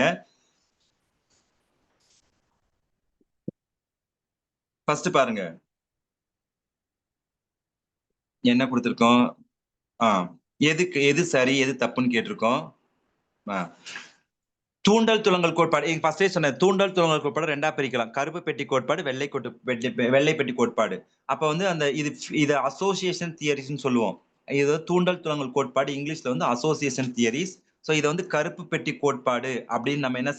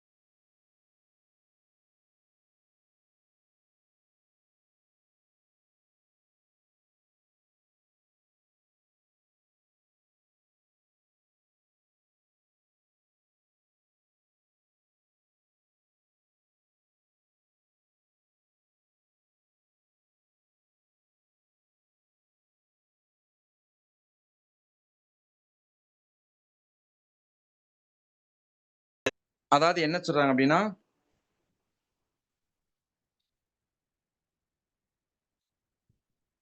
இதுக்கு பதில் வந்து ஸ்ட்ரக்சரலிசம், அமைப்பியல் கொள்கை. ஆக்சுவலா இந்த அமைப்பியல் கொள்கைனா உங்களுக்கு யாரு ஞாபகம் வரணும்னா வில்ஹெல்ம் உண்ட், அதுக்கப்புறம் இன்னொன்னு என்ன பேரு, இபி டிச்னர். இபி டிச்னர் இந்த பேர் கேள்விப்பட்டிருக்கீங்களா? Yes sir. இபி டிச்னர். இந்த வில்ஹெல்ம் உண்ட், அதுக்கப்புறம் இபி டிச்னர். சோ அடுத்து உங்களுக்கு தெரியும் இந்த வில்ஹெல்ம் உண்ட் அப்படிங்கிறவர் 1879 ஜெர்மனியில் உள்ள லீப்சிக்ல முதல் உளவியல் ஆய்வகத்தை நிறுவினாரு. சோ நிறுவி அதுல உளவியல் பரிசோதனை செஞ்சாரு. சோ அந்த அவர் செஞ்ச முதல் உளவியல் பரிசோதனை என்னன்னு கேட்டீங்கன்னா என்ன முறையை பயன்படுத்தி செஞ்சாரு அப்படின்னா அகநோக்கு முறையை இவர் தான் பயன்படுத்தி செஞ்சாரு. சோ அவர் எக்ஸ்பெரிமெண்ட்ல என்ன பண்ணார் அப்படின்னா சோ அவர் வந்து ஒரு சப்ஜெக்ட உட்கார வச்சுட்டு டிஃபரண்ட் ஸ்டிமுலையை வந்து அவங்க காமிச்சாரு. உதாரணம் பாத்தீங்கன்னா ஒரு ரூம் அந்த கம்ஃபர்டபுளா உட்கார வச்சுட்டு கலரா லைட்டை எரிய விடுறாரு. சோ இப்ப வெள்ளை கலர் லைட் எரியப்போ உனக்கு என்ன ஃபீலிங் இருக்கு, சோ பச்சை கலர் லைட் போடுறாரு உனக்கு என்ன ஃபீலிங் இருக்கு, சோ மைல்டா போடுறாரு, அதுக்கப்புறம் கொஞ்சம் இன்டென்சிட்டி அதிகப்படுத்துறாரு, இன்னும் கொஞ்சம் டார்க்கா அதிகப்படுத்துறாரு. சோ இதான் அவரோட முதல் சிம்பிள் எக்ஸ்பெரிமெண்ட் தான் அந்த ஒரு லீப்சிக்ல அவர் பண்ணாரு. சரி, அடுத்து என்ன பண்ணாரு அப்படின்னா அந்த சோதனை முடிவுல என்ன முடிவுக்கு வந்தார் அப்படின்னா சோ மனதின் அமைப்பை பற்றிய முடிவுக்கு வந்தாரு. சோ மனதின் அமைப்பு எந்த மனதை பற்றி அப்படின்னா நனவு மனம். எந்த 3 மனசு இருக்கு, கான்சியஸ், சப்கான்சியஸ், அன்கான்சியஸ். இவர் மனதின் அமைப்பு எந்த மனதின் அமைப்பை ஆராய முற்பட்டார்னா கான்சியஸ் எக்ஸ்பீரியன்ஸ். அடுத்து பாத்தீங்கன்னா இபி டிச்னர் வந்து அதை இன்னும் கொஞ்சம் எலாபரேட் பண்ணியிருப்பாரு. அவர் என்ன பண்றாரு அப்படின்னா கான்சியஸ் எக்ஸ்பீரியன்ஸ் நனவு அனுபவங்களை 3 கூறுகளா பிரிப்பாரு. சோ நம்ம conscious experience broken into 3 elements. அத நனவு அனுபவங்களை 3 கூறுகளா பிரிப்பாரு. அது ஃபர்ஸ்ட் என்னன்னா பிசிக்கல் சென்சேஷன், பார்வை, பார்த்தல். ரெண்டாவது வந்து ஃபீலிங், அதாவது உணர்வு. மூணாவது வந்து இமேஜஸ், அதாவது சாயல். இது அந்த நம்மளோட நனவு அனுபவங்களோட 3 கூறுகள் இது. So 3 components, 3 basic elements of conscious experiences. Physical sensation, feelings, images. அடுத்து என்ன சொல்றாரு அப்படின்னா ஹியூமன் மைண்ட் இருக்கு பாத்தீங்களா, human mind is made up of 30,000. இது 3 கூறுகள் இருக்கு. இது மாதிரி எத்தனை இருக்கு அப்படின்னா 30,000 இருக்கு. 30,000க்கு மேற்பட்ட தனிப்பட்ட புலனுணர்வு, உணர்வு, இமேஜஸ் மொத்தம் நம்ம மனசுக்குள்ள இருக்கு. சோ இந்த 30,000 எதுக்குள்ள அடக்கிடலாம், அந்த 3க்குள்ள அடக்கிடலாம். சோ இது 3 வந்து 30,000த்துல இருக்கு. சோ இந்த 30,000 எலிமெண்ட்ஸை வந்து குறுக்கி தான் சென்சேஷன், ஃபீலிங், இமேஜஸ்க்குள்ள வச்சிருக்காரு. புரியுதா? நோட் பண்ணிட்டீங்களா? எஸ் சார், நோட் பண்ணிட்டோம் சார். ஓகே, அடுத்து பாருங்க செயல்நிலை கொள்கை, ஃபங்க்ஷனலிசம். இது முதல்ல சொன்னேன். யாரு செயல்நிலை கொள்கை? யாரு? William James. வேற யாரெல்லாம் அந்த செயல்நிலை கொள்கையில வருவாங்க அப்படின்னா நோட் பண்ணிக்கங்க. அதாவது இந்த செயல்நிலை கொள்கை அவர் எந்த கொள்கையை அடிப்படையா வச்சு குறிச்சார்? அதாவது ஃபங்க்ஷனலிசம் அப்படிங்கிறத எதை அடிப்படையா கொண்டு உருவாக்குனாரு? எதை காலையில சொன்னேன், இந்த வில்லியம் ஜேம்ஸ் இந்த ஃபங்க்ஷனலிசத்தை எதை அடிப்படையா, உங்க சார்லஸ் டார்வினோட தியரி ஆஃப் எவல்யூஷன் பேஸ் பண்ணி சொன்னேன்ல காலையில, ஞாபகம் சொன்னலையா? அதுல சொன்னேன். அதாவது இவங்க என்ன பண்ணுவாங்கன்னா சார்லஸ் டார்வின் இருக்காரு பாத்தீங்களா, அவரோட தியரி ஆஃப் எவல்யூஷன் அதுல வந்து இன்ஃப்ளூயன்ஸ் ஆகி அந்த தியரி பேஸா வச்சுக்கிட்டு தான் இவர் ஃபங்க்ஷனலிசம் அப்படிங்கிற கான்செப்டை கொண்டு வந்தாரு. சோ சார்லஸ் டார்வினோட பரிணாம வளர்ச்சி கோட்பாட்டை அடிப்படையாக கொண்டு தான் அந்த செயல்நிலை கொள்கை. அதாவது இந்த செயல்நிலை கொள்கை ஒண்ணும் இல்ல. சோ எப்படி வந்து அவர் பிசிக்கல் எவல்யூஷன் சொல்லுவாரு, இவர் மென்டல் எவல்யூஷன் சொல்லுவாரு. So brain and it's function ரெண்டுமே எவல்யூட் ஆகுதுன்னு சொல்லுவாரு. சோ மூளையின் வடிவம் மாற மாற அதோட செயல்பாடுகளும் மாறிக்கிட்டே வருது. இதான் அந்த ஃபங்க்ஷனலிசம். சோ இதுல வேற யாரெல்லாம் வருவாங்க அப்படின்னு பாத்தீங்கன்னா John Dewey, James Rowland angel, இவங்கெல்லாம் அதர் ஃபங்க்ஷனலிஸ்ட். சோ வில்லியம் ஜேம்ஸ் தான் இதை உருவாக்குனாரு. அடுத்து ஜான் டூயி, அந்த ஏஞ்சல்னு கொடுத்திருக்கேன் பாத்தீங்களா, அது James Rowland Angell, JM Cattell, EL Thorndike, RS Woodworth. இவங்க எல்லாமே ஃபங்க்ஷனலிஸ்ட்.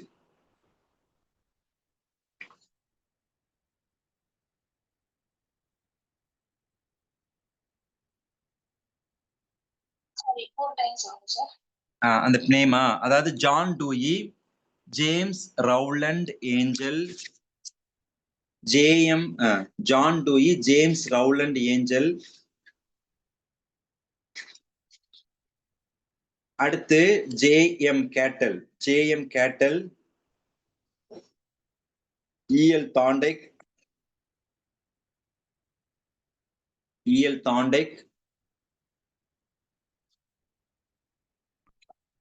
RS Woodworth.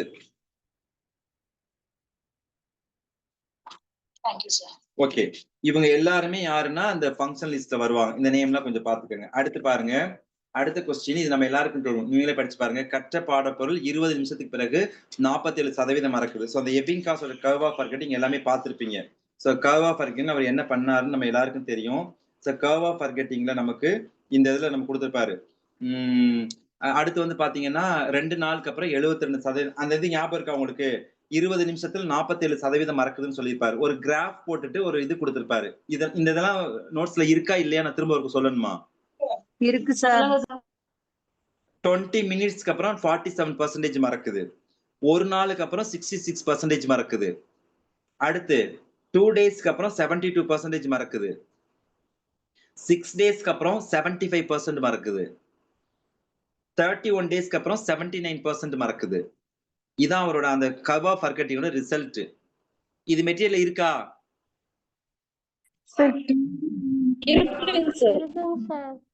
Okay okay. அப்ப வந்து பாத்தீங்க, இப்ப இதுல எது தப்பு? எபிங்காஸ் தவறான ஒண்ணு எது? 90 நாளுக்கு அப்புறம் 100% மறக்குது. நம்ம கற்ற விஷயங்கள் ஒருபோதும் ஃபுல்லா மறக்கவே மறக்காது. சோ டி தான் சரியான ஆப்ஷன். அடுத்து பாருங்க, அந்த நிமோனிக்ஸ் டெக்னிக் நான் உங்களுக்கு கூட சொன்னேன். இந்த நிமோனிக்ஸ்ல வந்து இந்த நிமோனிக்ஸ் டெக்னிக் அப்படிங்கறதுல நம்ம பார்ப்போம் நிமோனிக்ஸ்ல என்னென்ன டெக்னிக் இருக்கு அப்படின்னு. அப்ப பாருங்க, அந்த ஆமா, இதுல வந்து 5 டெக்னிக்ல வந்து SQ4R அது வந்து ஒரு டெக்னிக் பாருங்க. SQ4R வந்து ஒரு நிமோனிக்ஸ் டெக்னிக், ரைட். சோ இந்த நுட்பத்தை 1972 தாமஸ் ராபின்சன் உருவாக்கி இருக்காங்க, அது ரைட். SQ4R ஓட விரிவாக்கம் என்ன அப்படின்னா survey, questioning, read, reflect, recite, review. இதுவும் ரைட் தான். இந்த ஆர்டர்ல தான் பண்ணணும். இப்ப 3மே ரைட். இப்ப இதுக்கு ஆப்ஷன் பாத்தீங்கன்னா மேற்கண்ட அனைத்தும் ரைட். அடுத்து எதிர்மறை கற்றல் வளைகோடு எந்த சூழலில் பெறப்படும்? இப்ப positive learning curve, negative learning curve. Positive learning கர்வ்னா சோ கீழ இருந்து மேல் நோக்கி ஒரு பிளாட் நேரா கிடைக்கும். சோ அந்த நமக்கு இதுக்கு போடுவோம், அந்த ஒரு டாஸ் ஷேப்ல இருக்கிறது இப்படி குறுக்க இப்படி நேரா போகும். சோ நெகட்டிவ் அப்படி கீழ இருந்து மேல போகும். நெகட்டிவ்ங்கிறது மேல இருந்து கீழே வரும். சோ அப்போ வந்து ஃபர்ஸ்ட் பாத்தீங்கன்னா நம்ம நார்மலா மத்த எல்லாத்துக்குமே பாத்தீங்கன்னா நார்மல் லேர்னிங் வந்து பாசிட்டிவ். சோ ஆரம்பத்துல கம்மியா இருக்கும், அடுத்து போக கொஞ்சம் கொஞ்சம் இம்ப்ரூவ் ஆகி அதிகரிச்சுட்டே போகும். இப்ப ஸ்டார்டிங்ல வேகமாகும் வர அப்ப எதனா உடல் பலத்தை பயன்படுத்தி செய்யக்கூடிய வேலைகள். இப்ப ஒருத்தர் களை வெட்டுறாரு, சோ தோட்டத்துல வேலை செய்யறாரு அப்படின்னா ஃபர்ஸ்ட் அவர் வந்து நல்லா ஒர்க் பண்ணி அடுத்து எனர்ஜி குறைய டயர்டாயிட்டாலே கொஞ்சம் வேலை குறைஞ்சுக்கிட்டே வரும். சோ அந்த உடற்களைப்பை உடல் அளவுல செய்யக்கூடிய வேலைகளை வந்து நம்ம வந்து பண்றப்ப இதாகும். அடுத்து கற்றலில் தாக்கத்தை ஏற்படுத்தும் வெளிப்புற காரணி. உங்களுக்கு இதே தெரியும், இதெல்லாம் ஈஸியா போட்டுடலாம். சோ இன்டெலிஜென்ஸ், இன்ட்ரெஸ்ட்னா உள்ள இருக்கிறது, ஹோம் மட்டும்தான் சுற்றுப்புறம், அது வெளியில இருக்கக்கூடியது. அப்ப ஆப்ஷன் வந்து டி ஆப்ஷன் தான் சரியில்லை. சாரி, டி ஆப்ஷன் தான் எதுக்கு? வெளிப்புற காரணி வந்து ஹோம் தான், வீடு. அடுத்து 35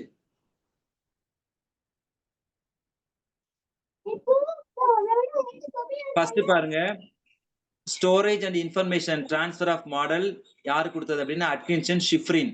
சோ நம்ம ஒரு படம் போடுவோம், ஞாபகம் இருக்கா? அந்த ஒரு எல்லா புக்லயுமே இருக்கும். சோ அந்த குறுகிய கால நினைவு, நீண்ட கால நினைவு, ஒரு தூண் மாதிரி இருக்கும். அடுத்து பகுத்தல் எல்லா சைக்காலஜி புக்லயுமே இருக்கும். ஆனா இதை கொடுத்துருக்க மாட்டாங்க. சோ அதுதான் அட்கின்சன், ஷிஃப்ரின். நீங்க ஏதோ நினைச்சுக்க வேண்டாம். இந்த நினைவு பாடத்துல கொடுத்துருப்பாங்க பாருங்களே. சோ வெளியில இருந்து வரும், அதுக்கப்புறம் குறுகிய கால நினைவுக்கு வருது, அடுத்து வந்து பகுக்கப்பட்டு தொகுக்கப்பட்டு குறியீடுகளாக மாற்றப்பட்டு நீண்ட கால நினைவுக்கு வந்து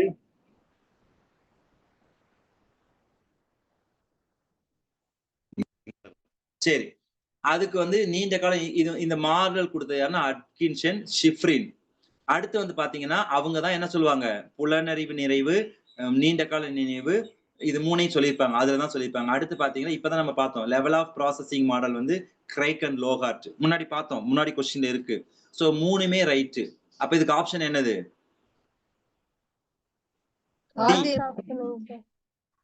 சொல்லுங்க.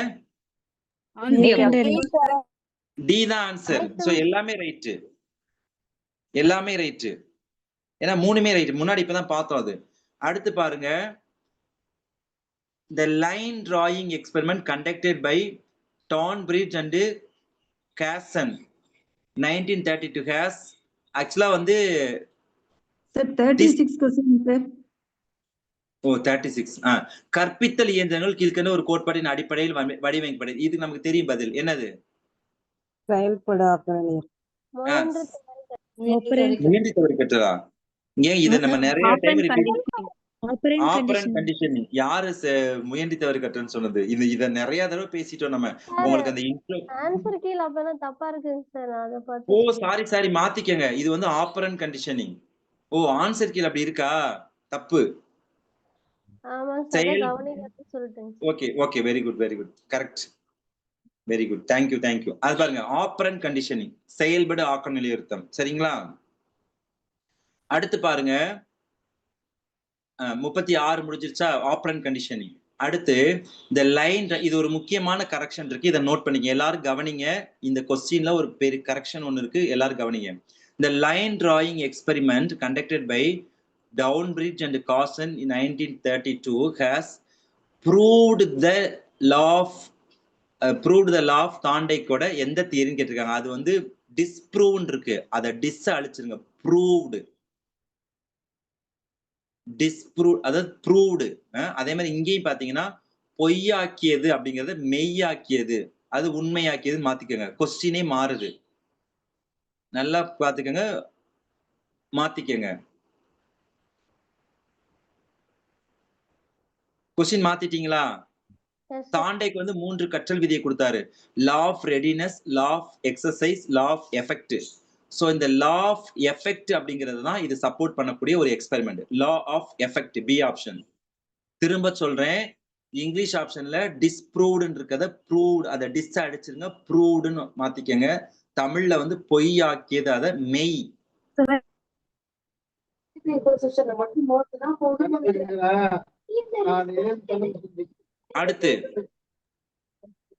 அடுத்து பாத்தீங்க அப்படின்னா கத்ரி தியரி இருக்குல்ல.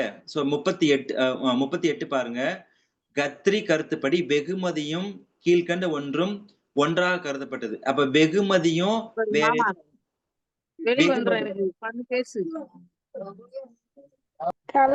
மியூட் பண்ணிட்டு பேசுங்க.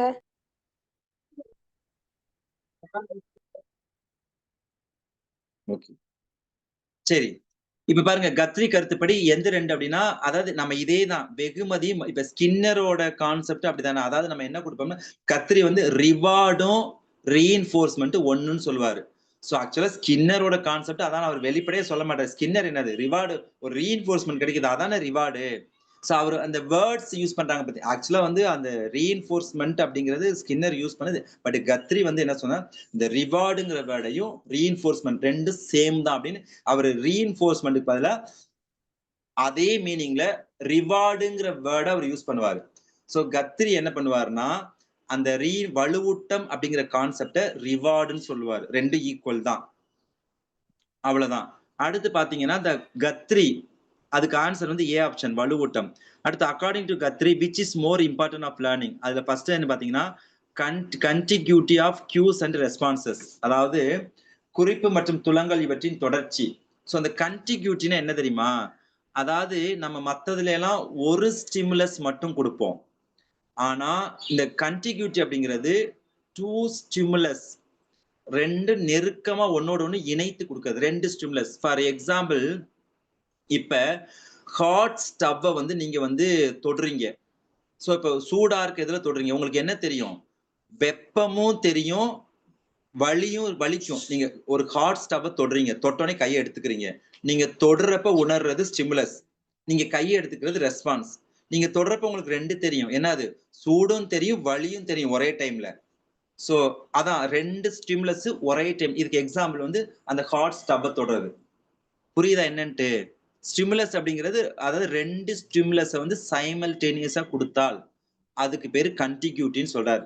சோ இவர் இந்த கண்டிகியூட்டி அப்படின்னு சொல்ற பாத்தீங்களா, அந்த இடத்துல அந்த கண்டிகியூட்டி அப்படிங்கிறது துலங்களின் தொடர்ச்சி, குறிப்பு மற்றும் துலங்களின் தொடர்ச்சி. இந்த 2, அதாவது கற்றலுக்கு வந்து கியூஸ்னா என்ன? சில குறிப்புகள் அது நமக்கு வந்து யூஸ் ஆகுது அப்படிங்கிற கான்செப்டையும், அதுக்கப்புறம் வந்து அந்த கண்டிகியூட்டி அப்படிங்கிறது அந்த 2 ஸ்டிமுலஸ் வந்து கண்டினியூஸா கொடுக்குறது. இந்த 2 டேர்மை வந்து அவர் யூஸ் பண்ணுவாரு. அடுத்து CAI, அப்ப வந்து ஏ ஆப்ஷன் குறிப்பு மற்றும் துலங்களின் தொடர்ச்சி, ஏ ஆப்ஷன்.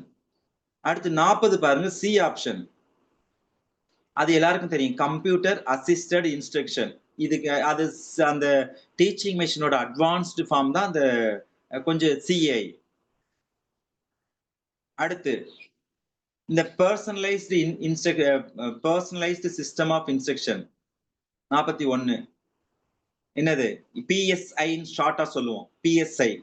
இதுக்கு பேர் தான் என்ன பிளான்? இதுக்கு பேர் என்ன? இப்பதான் ஒரு மேடம் கேட்டாங்க, சார் இப்ப பர்சனல் சிஸ்டம் ஆஃப் இன்ஸ்ட்ரக்ஷன் சொல்லி கேட்டாங்க. இதான் கெல்லர் பிளான்.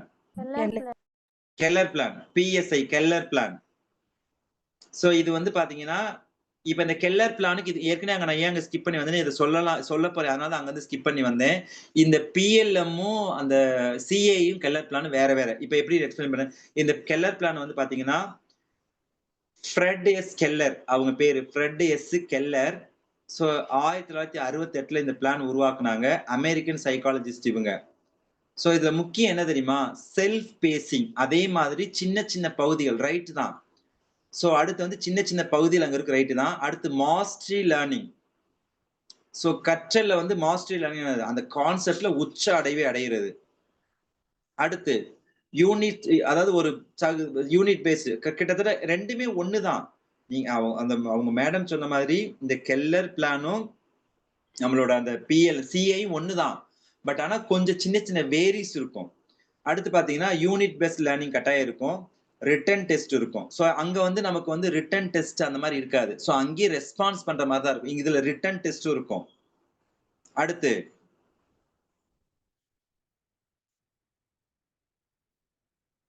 மோட்டிவேஷன் இருக்கும். அது மாதிரி ரிட்டன் வேர்டு இருக்கும். சோ இது மாதிரி கொஞ்சம் அப்படியே அந்த கீ ஃபீச்சர்ஸ் எல்லாம் உள்ள கிட்டத்தட்ட ரெண்டுமே ஒண்ணுதான். கிட்டத்தட்ட ஒண்ணுதான். ஆனா எக்ஸாக்டா ரெண்டுமே கிட்டத்தட்ட ஒண்ணுதான். இப்ப அடுத்து இப்பதான் சொன்னேன், elaborate study and rehearsal is more effective for, விரிவாக படித்தல் மற்றும் ஒத்திகை பார்த்தல்.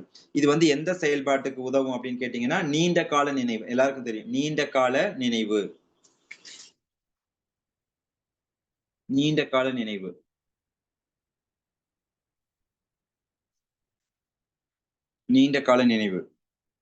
அடுத்து வந்து பீட்டர்சன் இவங்க எந்த மேல சோதனை நடத்தினாங்க அப்படின்னா, குறுகிய கால நினைவு.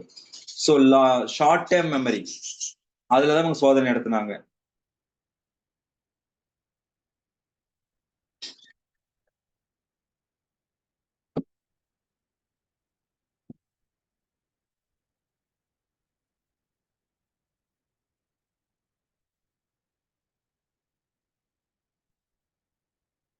அடுத்து பாத்தீங்கன்னா இந்த புக்லயே வந்து கொடுத்திருக்காங்க அந்த சில நேம்ஸ் எல்லாம். அடுத்த கொஸ்டின் என்ன உங்களுக்கு கொடுத்திருக்கேன், யார் அறிவாற்றல் கொள்கையாளர்கள், அதாவது காக்னிட்டிவிசம் அப்படின்னு சொல்றாங்க, காக்னிட்டிவிஸ்ட். இந்த காக்னிட்டிவிசம் அப்படின்னா யார் யார் வருவாங்க அப்படின்னா, இப்ப இதுல நான் என்ன கொடுத்திருக்கேன் அப்படின்னா எல்லாமே. இதுக்கு ஆன்சர் வந்து பாத்தீங்கன்னா 44. இதுக்கு ஆன்சர் வந்து காக்னிட்டிவிசம். அதுக்கு ஆன்சர் வந்து எல்லாருமே அனைவரும். அதான் ஆன்சர்ல கொடுத்திருக்காங்க. 44க்கு அனைவரும், 45க்கும் அனைவரும். அதான் இருக்கு ஆன்சர்ல. வேற எது இருக்கா? சரி, இப்ப 2 தடவை ரிப்பீட் ஆயிருக்கு சார், அதனால கன்ஃபியூஸ் ஆகுது. 39 சார், 2 தடவை ரிப்பீட் ஆயிருக்கு. 39 எனக்கு அப்படி இல்லையே, நான் வச்சிருக்கிறது அப்படி இல்லையே. ஓ 39 2 தடவை ரிப்பீட் ஆயிருக்கா? ஆமா சார், 2 டைம் ரிப்பீட் ஆயிருக்கு சார். 2 தடவை ரிப்பீட் ஆயிருக்கு. எந்த கொஸ்டின் உங்களுக்கு இல்ல? இப்ப நான் படிக்கிற கொஸ்டின்ல வரிசையா வருதா? கொஸ்டின் படிச்சு தப்ப அதுபடி தான மார்க். ஓகே, நீங்க நம்பர் வேரி ஆயினால நான் சொல்லக்கூடியது ஆப்ஷன்ஸ் கீழ இருக்குல. ஏன்னா நீங்க ஆப்ஷன் மாத்தி நோட் பண்ணிராதீங்க, ஃபாலோ பண்ண முடியுதுல. Sir question number same number தாங்க சார், 39 தான் ரிப்பீட் ஆயிருக்கு சார். ஓகே, 39 2 டைம் வந்திருக்கு அப்படிதானே? 40 கரெக்ட்டா இருக்கா? CAI மீன்ஸ் அப்படிங்கிறது 40 क्वेश्चन இருக்கா? எஸ் சார், கரெக்ட்டா இருக்கு. ஓகே, அது ஃபாலோ பண்ணிக்கோங்க. அடுத்து பாருங்க, இந்த காக்னிட்டிவிசம் அப்படிங்கிற இது யார் யார் இதுல வருவாங்கன்னா, ஆல்ரெடி உங்களுக்கு நான் வந்து 3 கொடுத்துருக்கேன். நோம் கோம்ஸ்கி, மரீனர் டேவிட் மெரில், அடுத்து ஆர்எம் காக்னே, அவர் தான் ராபர்ட் மில்ஸ் காக்னே, அடுத்து சார்லஸ் ரெய்க்லூத், ஸ்பெல்லிங் சொல்லணும், சார்லஸ். இன்னும் 2 பேர் வர்றாங்க இந்த காக்னிட்டிவிசம், அதுல இவங்க எல்லாம் வர்றாங்க. Charles REIGU Reigeluth, REIGELUTH, REIG Charles Reigeluth, REIGELUTH Reigeluth. அடுத்து வந்து பாத்தீங்கன்னா Jerome Bruner, Roger Schank, ROGER, Schank வந்து SCHANK.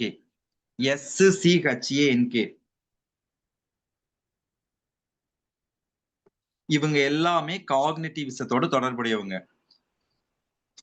இப்ப நான் உங்களுக்கு எந்த புக்லன்னு சொல்லிட்டு இருக்கேன்னா, நமக்கு உங்களுக்கு எல்லாம் ஒரு விஷயம் தெரியுமா, நம்ம 11th 12th வந்து CBSE book, 11th CBSE 12th CBSE எல்லாம் இருக்கு தெரியுமா உங்களுக்கு எல்லாம்? அது எல்லாருக்கும் தெரியும்ல.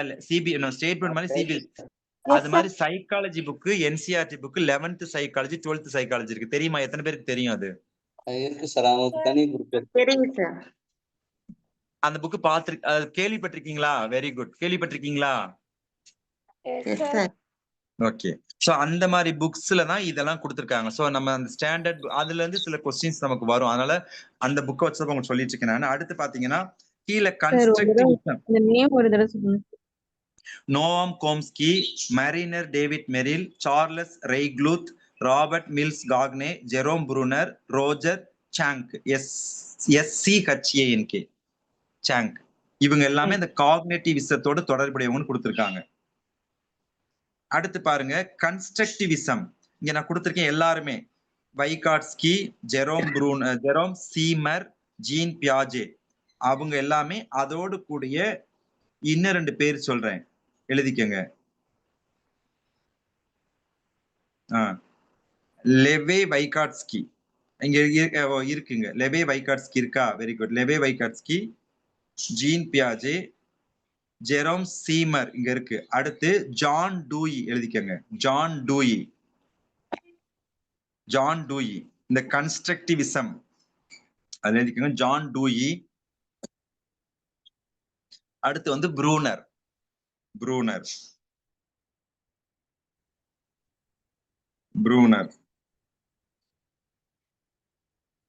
So okay. அடுத்து வந்து பாத்தீங்க அப்படின்னா இந்த மாஸ்லோ வந்து எதோட தொடர்புடையவர்? அப்ப அந்த 45க்கும் 46க்கும் எல்லாருக்கும் டி ஆப்ஷன் எல்லாமே. அடுத்து 46 பாருங்களேன். 46 மாஸ்லோ எதோட தொடர்புடையது பாரு? நம்ம ஏற்கனவே பார்த்தோம். பிஹேவியரிசம், காக்னிட்டிவிசம், கன்ஸ்ட்ரக்டிவிசம், ஹியூமனிசம், மனிதநேய உளவியல். மாஸ்லோன்னு அங்க இல்லைங்க சார். மால்கம் இருக்கா? Very good. ரைட், அவரும் வருவார். நான் மாஸ்லோன்னு சொல்லிருக்கேன். Very good. இவர் முழு பேர் வந்து மால்கம் நோவல்ஸ். ஸ்பெல்லிங் சொல்லி மால்கம் நோவல்ஸ் இங்க இங்கிலீஷ்ல இருக்கு. தமிழ்ல மால்கம் நோவல்ஸ் இருக்கு. இங்கிலீஷ்ல வந்து WEL மிஸ்டேக் இதா இருக்கு. மால்கம் நோவல்ஸ், KNOWELS, எல் போட்டுக்கோங்க. தமிழ்ல வந்து நோவல்ஸ் இருக்கு, இங்கிலீஷ்ல வந்து நோன் இருக்கு, நோவல்ஸ். இவரு ஹியூமனிசம். சோ ஏன்னா வேற 2 பேர் நமக்கு தெரியும், அதனால நான் இதை வந்து கொடுக்கல. 3 பேர் வருவாங்க. அதாவது Abraham Maslow, Carl Rogers, Malcolm Knowles. So அவங்க 3 பேருமே இதுல வருவாங்க. மீதி 2 பேர் பக்கத்துல எழுதிக்கங்க. சோ இந்த ஹியூமனிட்டிஸ்ட் அப்படிங்கிறது ஆப்ரகாம் மாஸ்லோவும் நம்ம கார்ல் ரோஜர்ஸ் நமக்கு ஏற்கனவே தெரியும். சோ இவங்க புதுசா இருக்காங்க. சோ அதனால மால்கம் நோவல்ஸ். அப்ப 3 பேர் வருவாங்க. ஏன்னா இந்த டாபிக்கே கொடுத்துருக்காங்க தனியா. இது இந்த தியரியில நம்ம தனித்தனியா படிச்சிருக்கோம். காரல் ரோஜர்ஸ் என்ன தியரி சொல்லியிருக்காரு? காரல் ரோஜர்ஸோட என்ன தியரி? என்ன theory? Guide and counselling. Self theory. Karl Rogers வந்து செல்ஃப் தியரின்னு சொல்லியிருக்காரு. தெரியுமா? அது காரல் ரோஜர்ஸோட செல்ஃப், அது ஒரு பர்சனாலிட்டி தியரி. காரல் ரோஜர்ஸோட அதாவது செல்ஃப் தியரி, அதாவது என்ன அப்படின்னா தன்னையே தானுணர்ந்து ஏற்றுக்கொள்ளுதல் கோட்பாடு. அதான் செல்ஃப் தியரி. காரல் ரோஜர்ஸோட செல்ஃப் தியரி, தன்னையே தானுணர்ந்து ஏற்றுக்கொள்ளுதல். அந்த இங்கிலீஷ்ல வந்து செல்ஃப் தியரி. அது என்ன அர்த்தம்னா ஒவ்வொரு மனிதனும் தன்னை, இப்ப நம்ம ஆன்மீகத்துல அதான சொல்லி கொடுக்குறாங்க. தியானம்ல என்னது, இப்ப நம்ம வந்து ஒரு அது வந்து நீங்க ஸ்பிரிச்சுவல் ஓகே, சைக்காலஜிக்கல் ஓகே, நமக்கு என்ன சொல்லி கொடுக்குறாங்க? நம்மளோட நிறை குறைகளை அப்படியே நம்ம ஏத்துக்கணும்.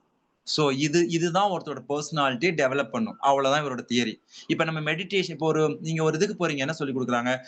ஃபர்ஸ்ட் வந்து நம்ம விரும்பணும். சோ நம்மள்ட்ட இருக்க நிறை குறைகள் நம்ம ஏத்துக்கணும். சோ அப்பதான் நம்மளோட பர்சனாலிட்டி, இப்ப நம்ம என்கிட்ட இது இல்ல, அது இல்ல, என்கிட்ட இது பிரச்சனை, அது பிரச்சனை, நம்மள நினைச்சு வந்து ரொம்ப இதெல்லாம் இருக்குன்னு ரொம்ப நம்ம எக்ஸீடாவும் போக கூடாது, ரொம்ப இன்ஃபீரியராவும் போக கூடாது. சோ நம்ம உணர்ந்து ஏத்துக்கொள்வதுதான் என்னது இது. அடுத்து ஆபிரகாம் மாஸ்லோ சொல்லியிருப்பாரு. சோ அதாவது ஆபிரகாம் மாஸ்லோ வந்து நம்ம அந்த பர்சனாலிட்டி தியரியில வந்து பாத்தீங்கன்னா அந்த செல்ஃப் ஆக்சுவலைசேஷன், சோ மனிதனோட இந்த தேவைகள் கோட்பாட சொல்லியிருப்பாரு. சோ அந்த 5 ஸ்டெப்ஸ் கொடுத்துட்டு அதுக்கப்புறம் பாத்தீங்கன்னா இது மாதிரி இது சொல்லியிருப்பாங்க. சோ அந்த காரல் ரோஜர்ஸ் வந்து நீங்க சொல்றது ரைட் மனிதன், ஆனா இந்த செல்ஃப் தியரின்னு ஒன்று ஒரு பர்சனாலிட்டி தியரியை அவர் சொல்லியிருப்பாரு. சரி, அடுத்து LAD லாங்குவேஜ்